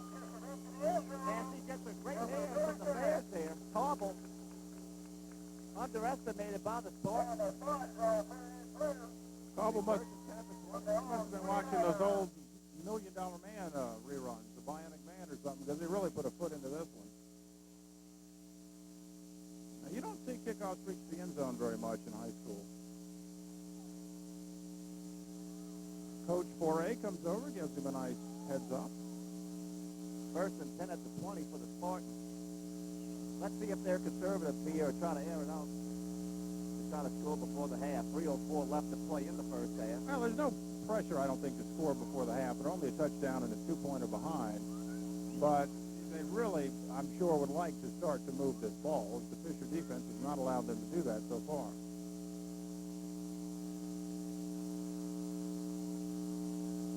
Ryan Kelly, once again, your quarterback.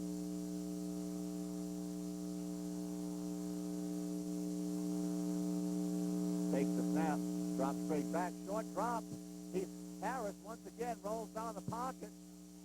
I think that's number 4, that 14 that hog tied the man, Jason Kleinpeter. Kleinpeter on the stop that time. There's a replay. Here we're going to see Flush out the pocket. Yeah, Bundy has been sacked a couple of times tonight. This may actually be a rush for no gain. Hard to tell, but he is hit and knocked down by Proctor and a host of other players. Aaron Atkins in there as well. Really active defensive line for Fisher. Ecole Classique will call a timeout. They want to talk it over. That was a big loss all the way back to looks like the 12. Well, there's 2:34 to go in the first half. Long, long way to go, but what a huge win this would be for Fisher if they can make this score hold up. So, tons of time, but considering how hard it's been for both offenses, it could stand up. As we said, they didn't win a game last year. To win your first one of a new season, it's the ultimate. I mean, so many of these kids have never experienced victory yet. So many of them are new to the team. As we said, 47 players, many of them playing football at the high school level anyway for the first time. Be second and 16. Not an enviable position to be in. As we remind you that next week's game will be the St. Bernard Eagles against the Riverdale Rebels. That's going to be played next Friday at Joe Yenny Stadium, 7 p.m. Once again, come out and support your team. But if you can't make it to the game, you can see the replay, as we said, every Tuesday night on Channel 8 at 8 p.m. High school prep football, Tuesday nights on Channel 8 at 8 p.m. Is that must-see TV? Must-see TV. My mom always watches. I didn't realize that they put the stipulation in your contract that you had to play the Dennis Miller role this year. I don't know. Dennis Miller's about to get canned. Maybe I should back off.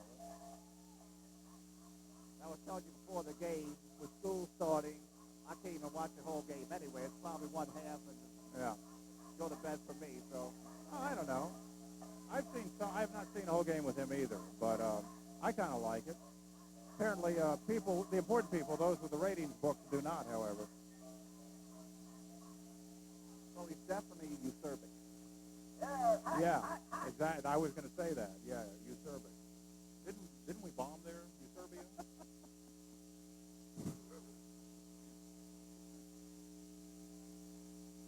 Second down, second and 16. I'll give you one for that one. Used to be part of the Soviet Union, I think. There's the handoff around the right end.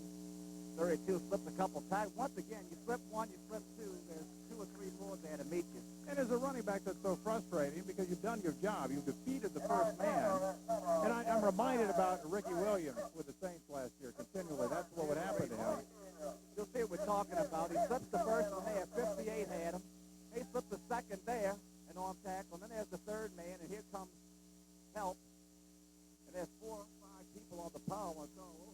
That has to be frustrating. Yeah, well, Fisher could not be any happier with the defense in West that they managed to do tonight. They felt like the defense was solid, and this would be the strength of the team. Coach Foray had said if they could keep away from giving up the big play, which did hurt them in the Jamboree loss last week, he felt like it could be an exceptional unit, and it'll get only better as the year goes on. A lot more experience for Fisher on the defense than the offense. Well, it's one of these third and a long way to go. And longer to go, because there's a 5-yard delay of the game penalty against the Spartans. That'll be third and 24 from the 5. And if I was Fisher, I would probably think I had nothing to lose here and go for a punt block if 4th down comes up here. I'd probably... Well, you're going to get good field position, but time now does become an issue. As that song they were playing a little early, who let the dogs out? They may let the dogs out on the Well, it may indeed. Kelly going to throw the sideline pass. Good move that time by number 4. But good recovery by LeBlanc. Looked like Landry had a little room along that left sideline, but LeBlanc stayed with it. Well, it wasn't a bad idea by Ecole. They could call timeout to stop the clock with 1:24 left to play in the first half. They definitely want more. They're going to get the ball. Here you see the replay. The idea being that if Blanchard can defeat the first tackler, he's got a shot at maybe picking up the first down.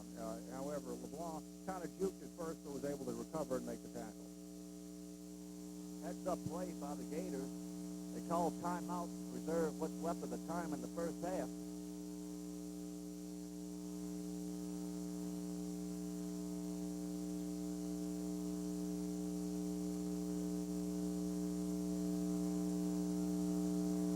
.124 left to play in the first half. Once again, if you joined us late, our score is Fisher 80, Ecole Classique nothing.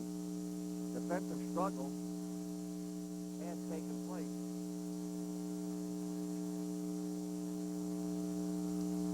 And you can tell by watching the Fisher sideline right now that they're excited about this ball game. Guys jumping around, patting each other on the shoulder, and they're obviously more into it right now than Ecole is, and that's what happens when you get a little success, especially if you're a program that hasn't had a whole lot of it in recent years.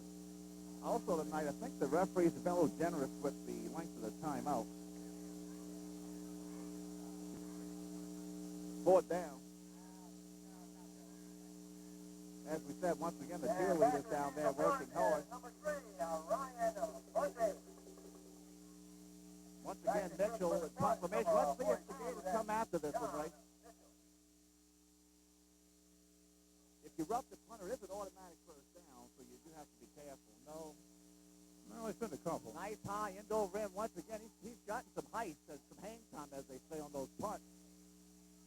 Very nice punt, all in all, for the Spartans that time.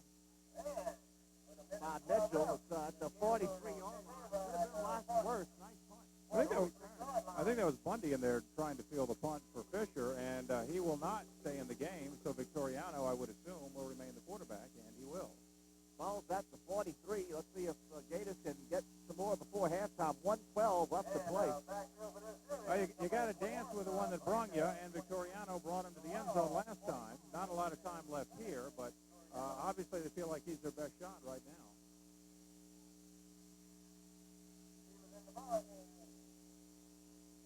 First and 10.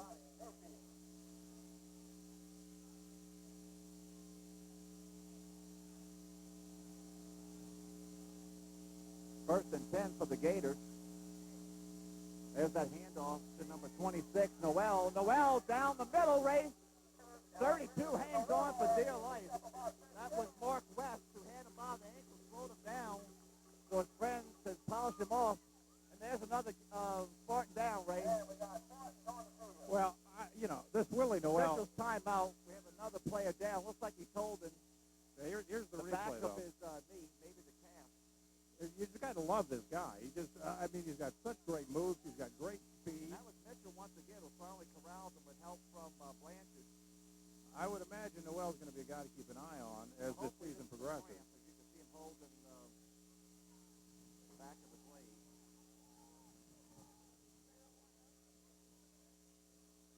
Noel, though, every time he touches the ball, he manages to rip off a big play, or at least he looks entertaining doing Right, it. because absolutely doesn't look like there's some room there at first. Looks like he works through the crowd, then you see him, he's down the field 5 or 10 yards.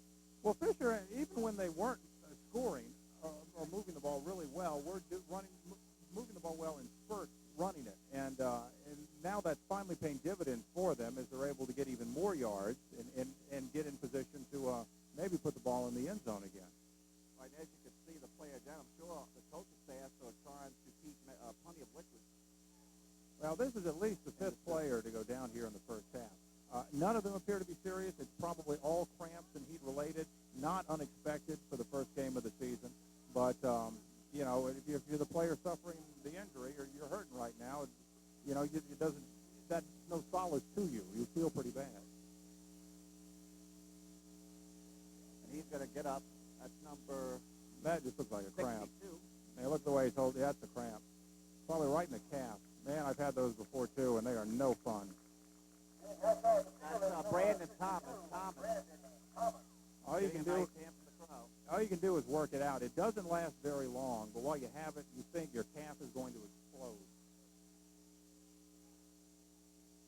First and 10 for the Gators at the Ecole Classique 29-yard line.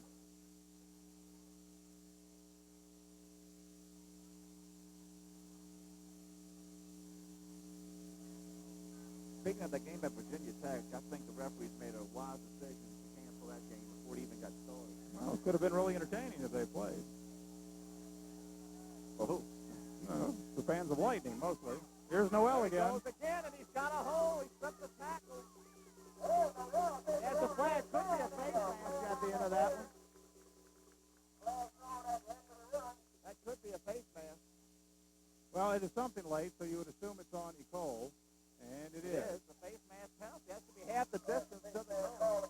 All right, here's Noel, the other side, really just the same play, sweeping to the right, and the real fun begins when he actually approaches some defenders. The moves he puts, this time he just puts his head down. 45, that was Mendez once again on the stop.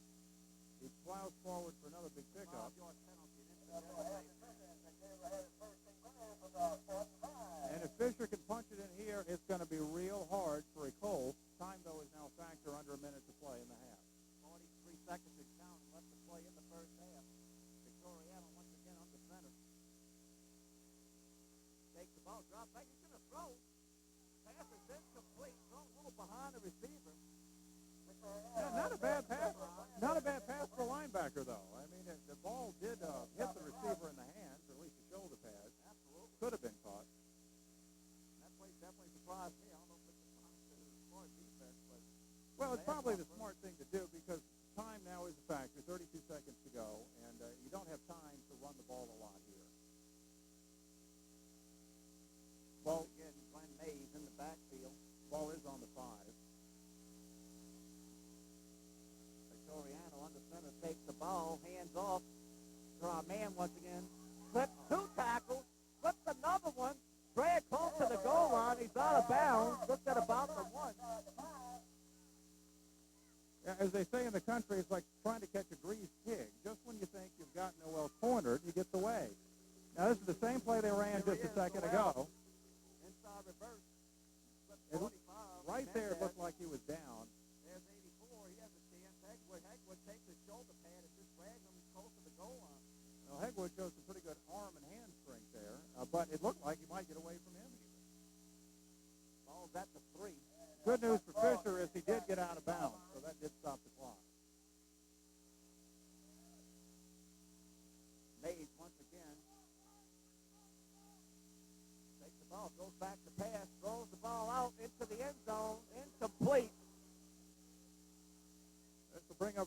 down, friends. It's decision time. 26, Noel. Noel this time trying to do it all. Goes for the pass play. Yeah, not much of a decision. They'll try to kick the field goal. Cobble, the guy who put the ball in the end zone on the kickoff a minute ago. Cobble on attempt the field goal. They put it down at about the 10 to be a 20-yarder. 20-yard field goal attempt by Cobble. We know he has plenty of legs. See if we get a good snap and a good hold.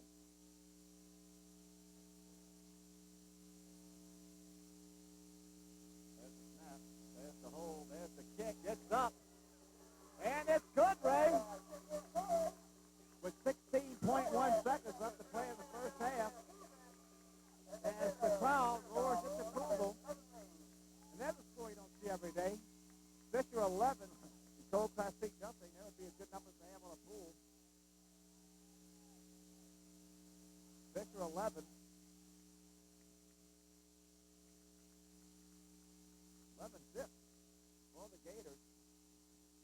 Well, obviously they would have liked to have punched the ball in the end zone there, but a field goal is certainly good for one reason alone. It makes it a two-score ball game. And Ecole has not shown the ability to do much of anything with the ball, thanks mostly to that Fisher defense, which was supposed to be solid. That's the first thing Coach Foray talked about when he asked him about his team, and they have certainly lived up to that tonight. Cobble will kick off. Daniel Penny and John Mitchell deep for the Spartans. Now, this could be an even bigger advantage in the second half if the weather gets messy, as it's threatening to do.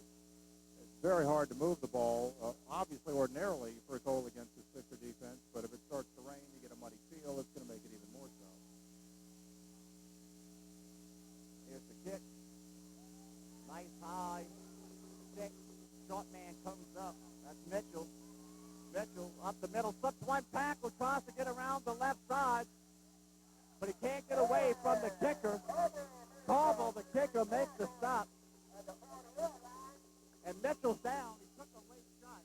That may be the best tackle for a kicker I've ever seen. I mean, that's textbook. That's exactly how you're supposed to do it. Mitchell's down. Looks like right at the tail end of that play, he had a final shot there to polish him off, but he gets up to his credit. Goes off the field under his own power. First and 10 at the 41. Watch this replay. We've got Mitchell bouncing to the outside. Now, it looks like he might be able to pick up some more yards. Here's Cobble, grabs the leg. You know, if somebody's got your leg, you're not going very far. Mitchell was hurt, but he bounced up quickly. 7.3 seconds left to play. Time for maybe one or two more plays, depending on a quick pass play. Edward Proctor trolling the fans a moment ago. And we have a timeout by the Spartans. Well, with 7.3, all they can really do is take a few long shots downfield. Well, they're going to start at 58 yards. Yeah, you know, I doubt Kelly's got the kind of arm to be able to put it in the end zone from here, but you throw it as far as you can, hope for something strange, a tip ball or a penalty of some sort, because that's really the only shot you're going to have at this point in the game.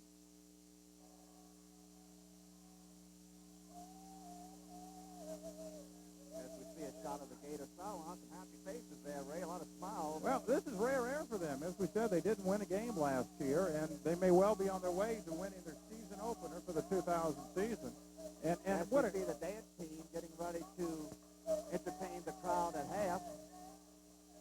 But what a confidence boost it would be for Fisher if they could win this ball game. As we said, they're very closely matched with Ecole. They almost won this game last year, the Spartans winning by only a point. So they are two pretty evenly matched programs and traditionally have been through the years. So here comes Ryan Kelly up to the line.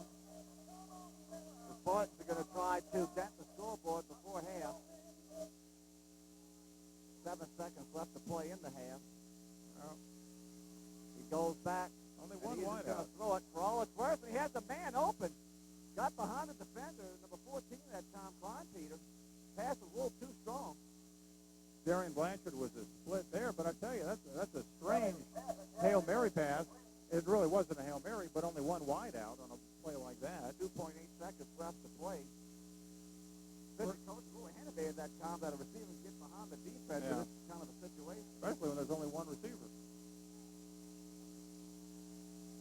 For a minute, it looked like they were just going to down the ball. There were so many people in the backfield. And the ball game number 33. Well, this should be the last play of the half. Second down. We were Second and 10. just informed that Michael Adams has a nickname, Little Train.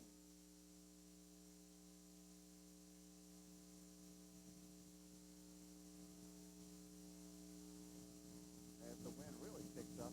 And he does take a knee that time. Takes no more chances. And that's going to be the end of the first half. With your score, the home standing Fisher Gators 11, and the visiting Ecole Classique Spartans nothing. We'll be right back after this timeout.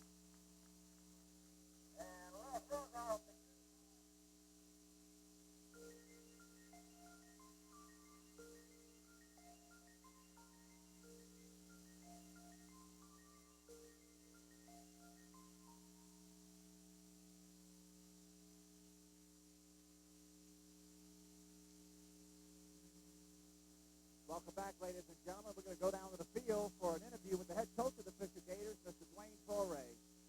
Total dominance by the defense in the first half, Coach.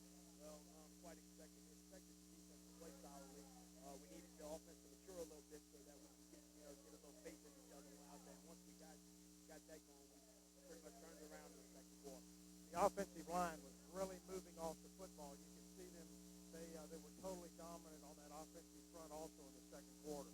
Well, I think we have people going one way only right now. I think that's really paying us a good price for us on that side of the ball. And you mentioned that conditioning. It looks like it's playing a factor too. You seem to be in better condition than the Ecole team.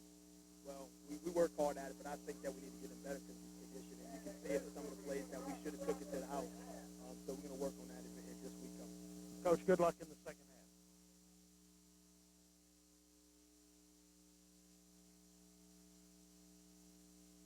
All right, thank you, Lo, for an interview. Ray, why don't you give us a summary of the first half of play? Well, there were only two scoring plays, as it was obviously a very low-scoring half. Points and yards hard to come by. Both the scores were by Fisher, and both came in the second quarter. The first one on a one-yard quarterback keeper by G. Victoriano. He also converted the two-point conversion to make it 8-0. And a few minutes later, Matt Cauble on a 17-yard field goal that made it the very unusual score of 11-0. And that's where we stand going into the second half. And Fisher will be kicking off. Good news for Ecole. They certainly do want the ball trailing by 11 to start the second half. Cauble will be kicking off. Let's go down to report with Tim. Take it away, Tim. All right, guys, thank you very much. As I'm sure you can see behind me, the lightning's been going off. I just called the weather service and got a report. Storms are coming from the northwest. It's just a matter of time when the storms actually get here. So we'll see if we can get this ball game in. But for now, it looks like the rain is approaching. Now back up to the booth. All right, here we go. Cauble will kick off. You know, I just saw Tim with a monster chili dog not 3 minutes ago. And man must eat incredibly fast. I'm going to pretend I didn't hear that. Well, it's true.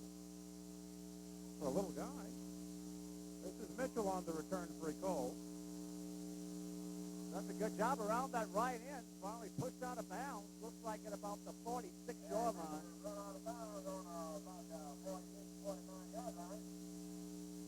And Mitchell is one of those guys who's had The kind 46. of a tough go of it tonight. He's been hurt twice. Had to leave the game one of those times.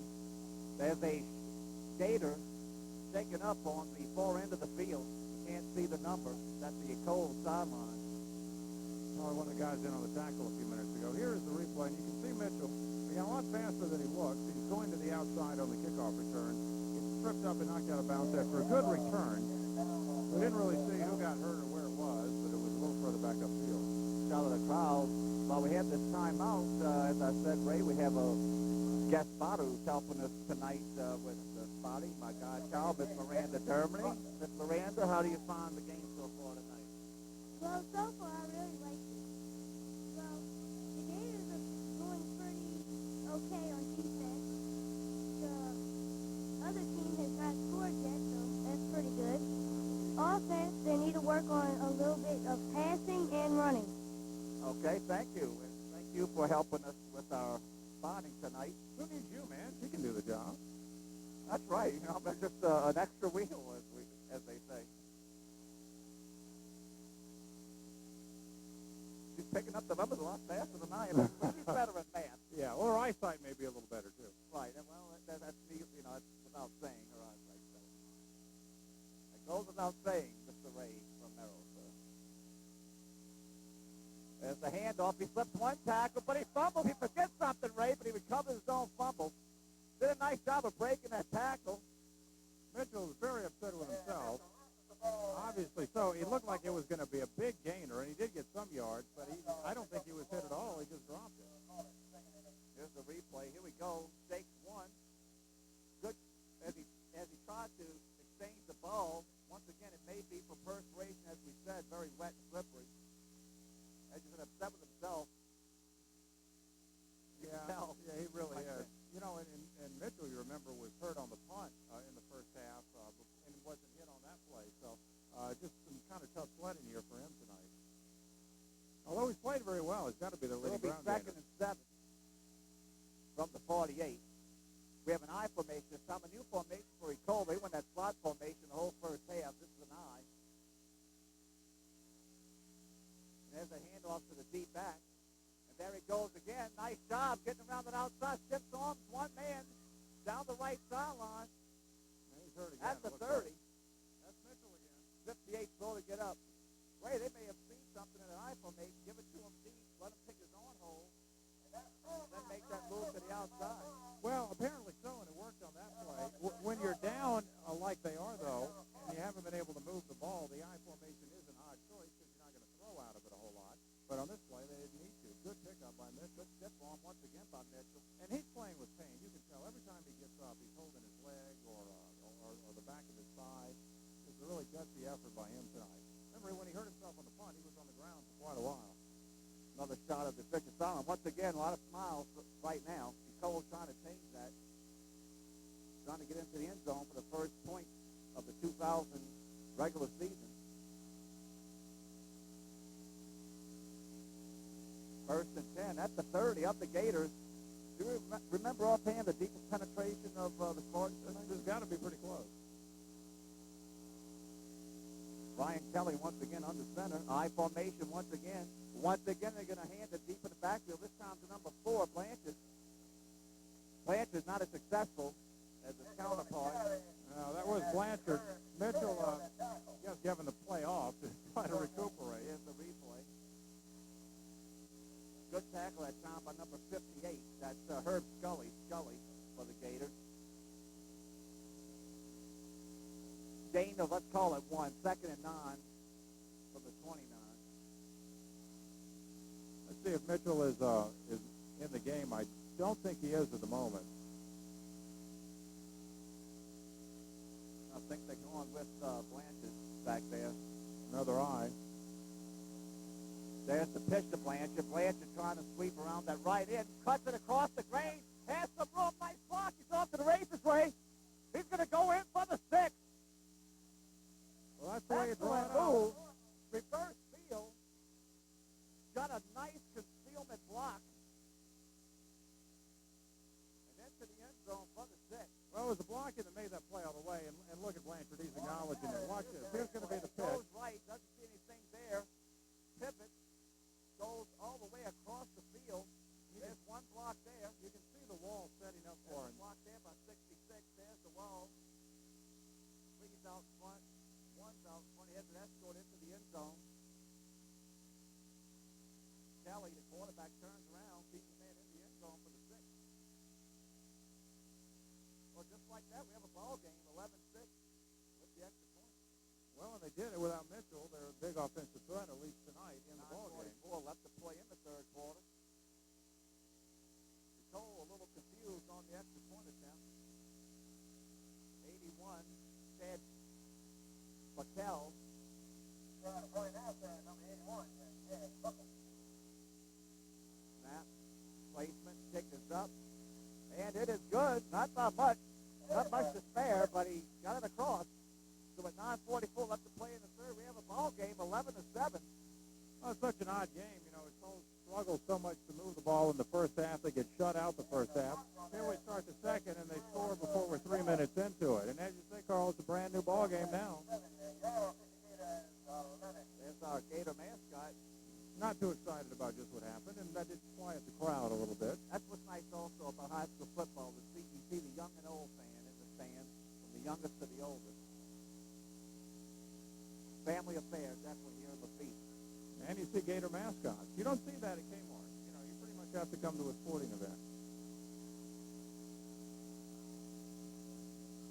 There's the Fisher coaches. They're going to try to make some adjustments to what that I formation, which was something new that Ecole threw at them. The deep set on.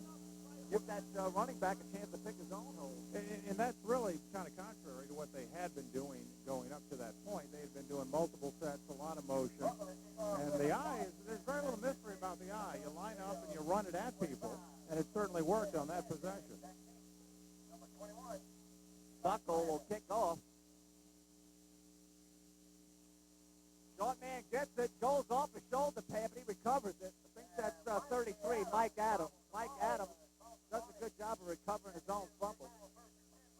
That's Mike Littletrain Adams. First down, Fisher. First and 10. Well, let's see if they can get the momentum back. Big momentum swing here to start the third quarter. Yeah, it's pretty crucial for Fisher. And as we said, you know, you want a good confidence boost, which they got in the first half. Now, for the first time, they're faced with a little adversity. Ecole scored and scored very, very easily and convincingly on the last possession. Let's see how the offense responds. And let's see who the quarterback is, too. It's Victoriano who remains in the game. They had quarterback. As you said, they may want that linebacker mentality in that backfield. A little more aggressive. Victoriano, like could be, and it is. That was called a lateral by the referee. Good tackle that time.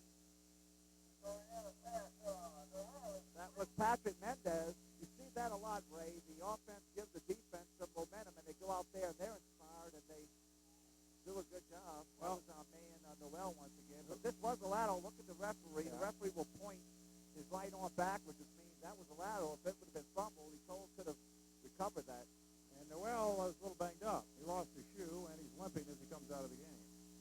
It'll be 2nd and 9. It was a pickup of 1 on that play. 2nd and 9 from the 33. It looked like a big loss as it was developing, but Noel did a good job to actually get something out of it. Victoriano under center. Fisher in that single backward slot, man, and there's motion on the play. That will look like the left end or left tackle. The 5-yard penalty. We play 2nd down. He's 2nd and 14 now. As we mentioned, Dwayne Foray, the coach for Fisher, also the baseball coach at Fisher High. And on the other side, Ecole Classique, Maurice Gernhauser, 6 years the head football coach, also coaches boys and girls track and cross country. So if you go to Ecole, you probably will be coached by Maurice Gernhauser at one point or another. So they don't have as much players going both ways. They have coaches going both ways, or multiple ways, as the case may be. Multi-talented. Victoriano on the center takes the snap. There's that little inside reverse. Nice stop that time by number, let's see, let's get that number. That was 4. Number 4, Darian Blanchard on the stop. It'll be 3rd and about 6 now from the... And Blanda looked like he was limping a little as he came up, too. Here's the replay. Normal aches and pains of the game, but here's Blanda. Stopped, as we said, by Blanchard. And Blanda's really a good compliment as we watch this game go along to Willie Noel, who's the flashier running back, certainly the faster running back, the shake and bake guy, kind of a thunder and lightning backfield somewhat. We saw Casman Despal taking snaps on the sideline, number 12.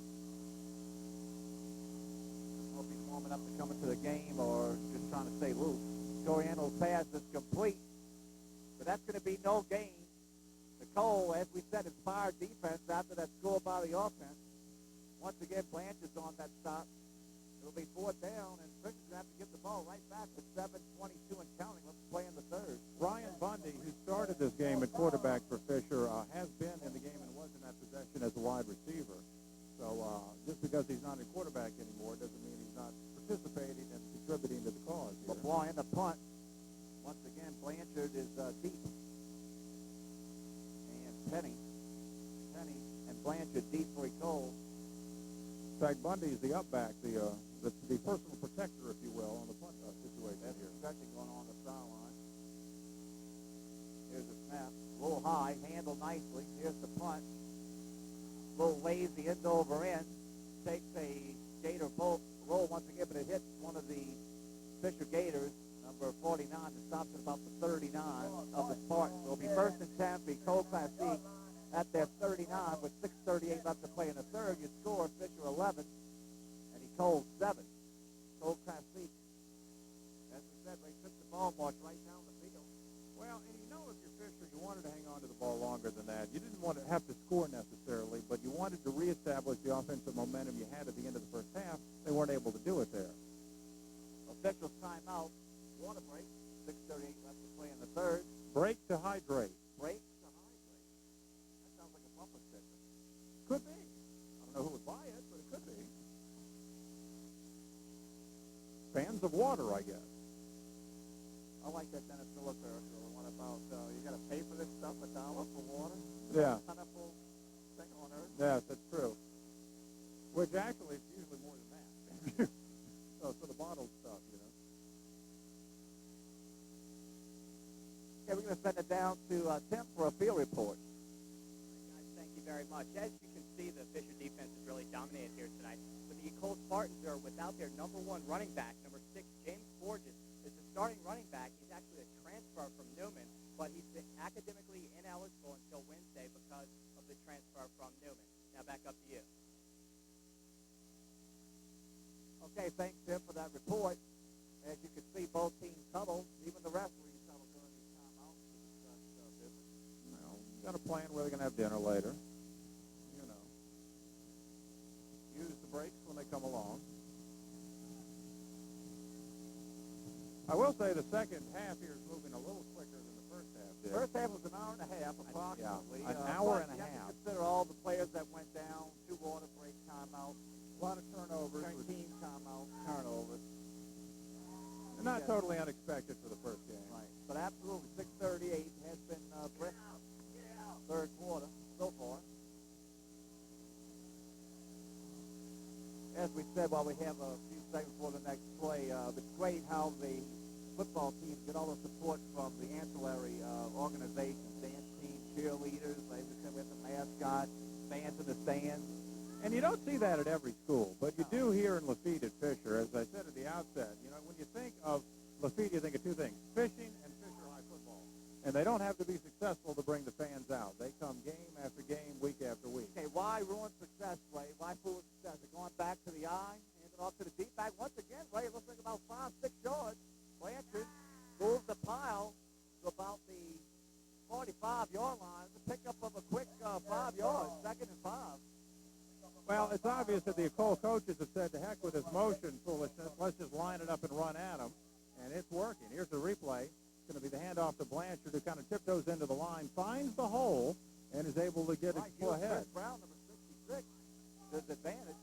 Good job by Blanchard, a lot of field awareness, letting the hole develop, not just rushing into it. Probably wouldn't have gotten nearly out of it. If it ain't broke, don't fix it. And they're going to stay in that eye formation until Fisher figures out a way to stop it.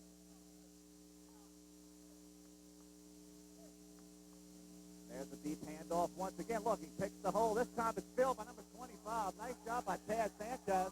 And there's a fumble, Ray. And Fisher has it just like that. Big Mo is on the side of the Gators. That was Chris Laborde on the run for Ecole. He just got stood up and pounded, and the ball popped out. Matter of fact, Sanchez whipped a little bit. Looks a little worse for the Rams. More of that gang tackling. Ball comes out. Sanchez caused the fumble, and Fisher's back in business. Fans like that brought the fans to their feet. First and 10 for the Gators. At the 42 of the Spartans. Victoriano remains your quarterback. Looks like they're probably going to stick with him for the duration tonight.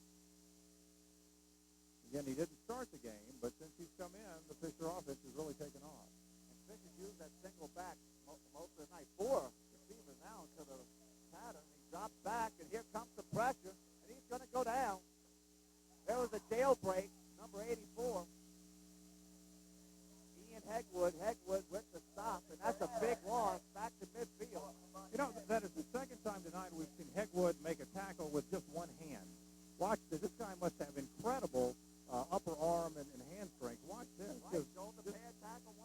He did the same thing in a tackle on Noel in the first half. He's a bigger kid and is just able to drag him down. You don't see that very often. So school zone fans, this is going to check into that Yes. next time we're at fishing. I could use one at my place. It's cheaper than air conditioning, I'll bet. Hands off to Bland. The Bland is trying to sweep around the right end. Once again, the Ecole Classique Spartan defense, their crowd and their sideline, very excited defense playing the ball right now. And we have an injury. We'll be third down, third and long. That's Chris Brown, who's on the ground, calling for the trainers from the Ecole sideline.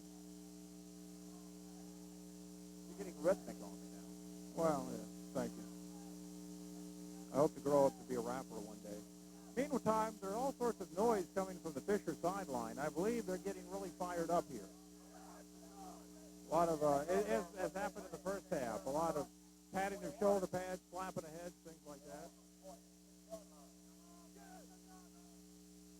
once again, the coaches staff should be given credit for doing that. They have to get the momentum back. You know, if things just a little lull there, things aren't going well, you need to get the spark back.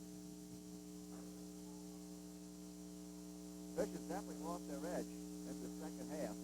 Looks like Cole has all the momentum.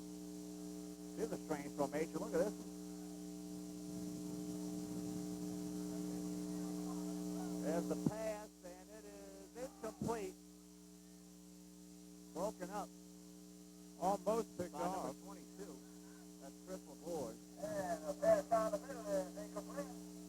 And The again, wind direction has definitely changed. It's gusting. Well, we've been lucky to avoid it so far tonight. Yeah. 4:07 left to play in the third. Fisher will punt. Give the ball back to Ecole. That's actually cool. You know, some folks are actually scrambling now. They think this is about to get real bad. This is actually a cold wind coming through. Absolutely. That's got to be a strange feeling. At this moment in time, I feel like I need a jacket. I haven't felt like that since, I think, February. There's a fellow over his head. Here comes the Ecole Classique. And they're going to get the ball deep. Deep in Gator territory. That's number 84.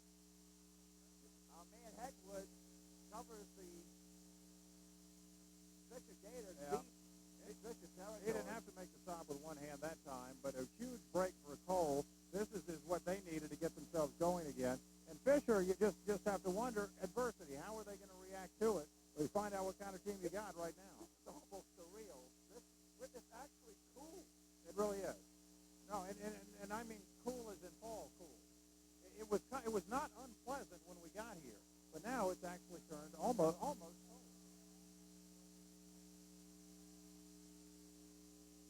Hey, let's see if there is weather to come. I'm sure Ecole would love to get the lead. There's the flag. You can see the wind gusting. You can see the American flag on the pole there.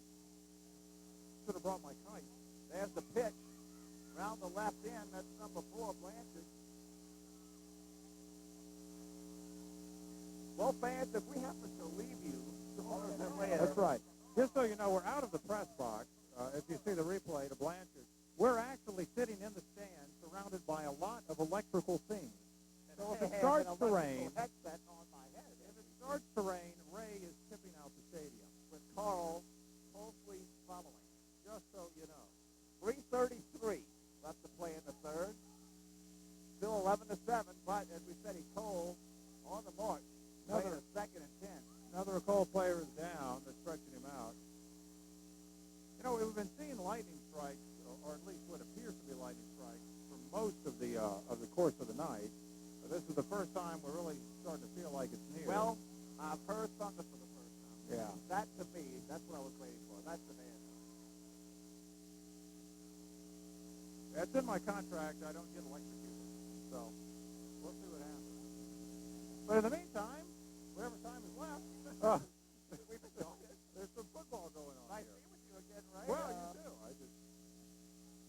Yeah, we are. There's a little spring. Matter of fact, it's our third anniversary, our third year doing high school prep football. Really? Yeah, that's it. You and I made it further than my first wife. No, I'm kidding. Well, someone just next to us said that's it. The fans are starting to scurry. I think. Yeah, well, and the fans are, the hardy Cajun fans they are here in Lafitte are scattering. They're taking off. I think Well, and the officials now, there was we're not going to stop it for rain. I don't No. see lightning, so. no, there was a salvage of play to let Blanchard get off the field. And by the way, he is having serious trouble with his Now leg. there's lightning and it's getting closer. Yeah. Now we're going to play at least for now.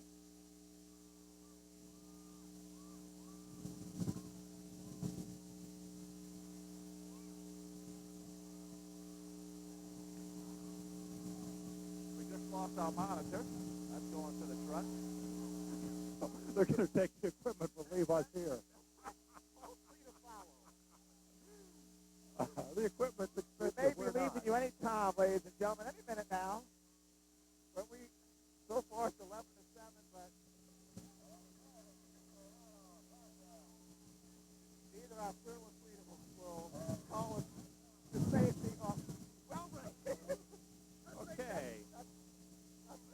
Yeah, we're in a mini typhoon now, it appears. oh, I tell you what, one of the most exciting things that's happened so far tonight. Well, it's really hard to concentrate on the game right now, as we've got the serious wind blowing through here. The cheerleaders have put on rain slickers. Hopefully this will blow over. We're going to wait for Well, the first downpour. I'm about to blow over. There's a pass into the end zone. It's complete. Just off the fingertips. I guess if there's lightning anywhere close to this field, this game will be called.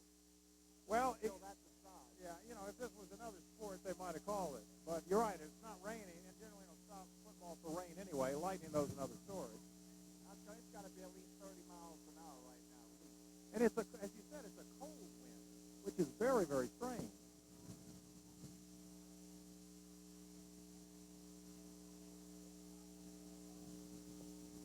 They pull it down.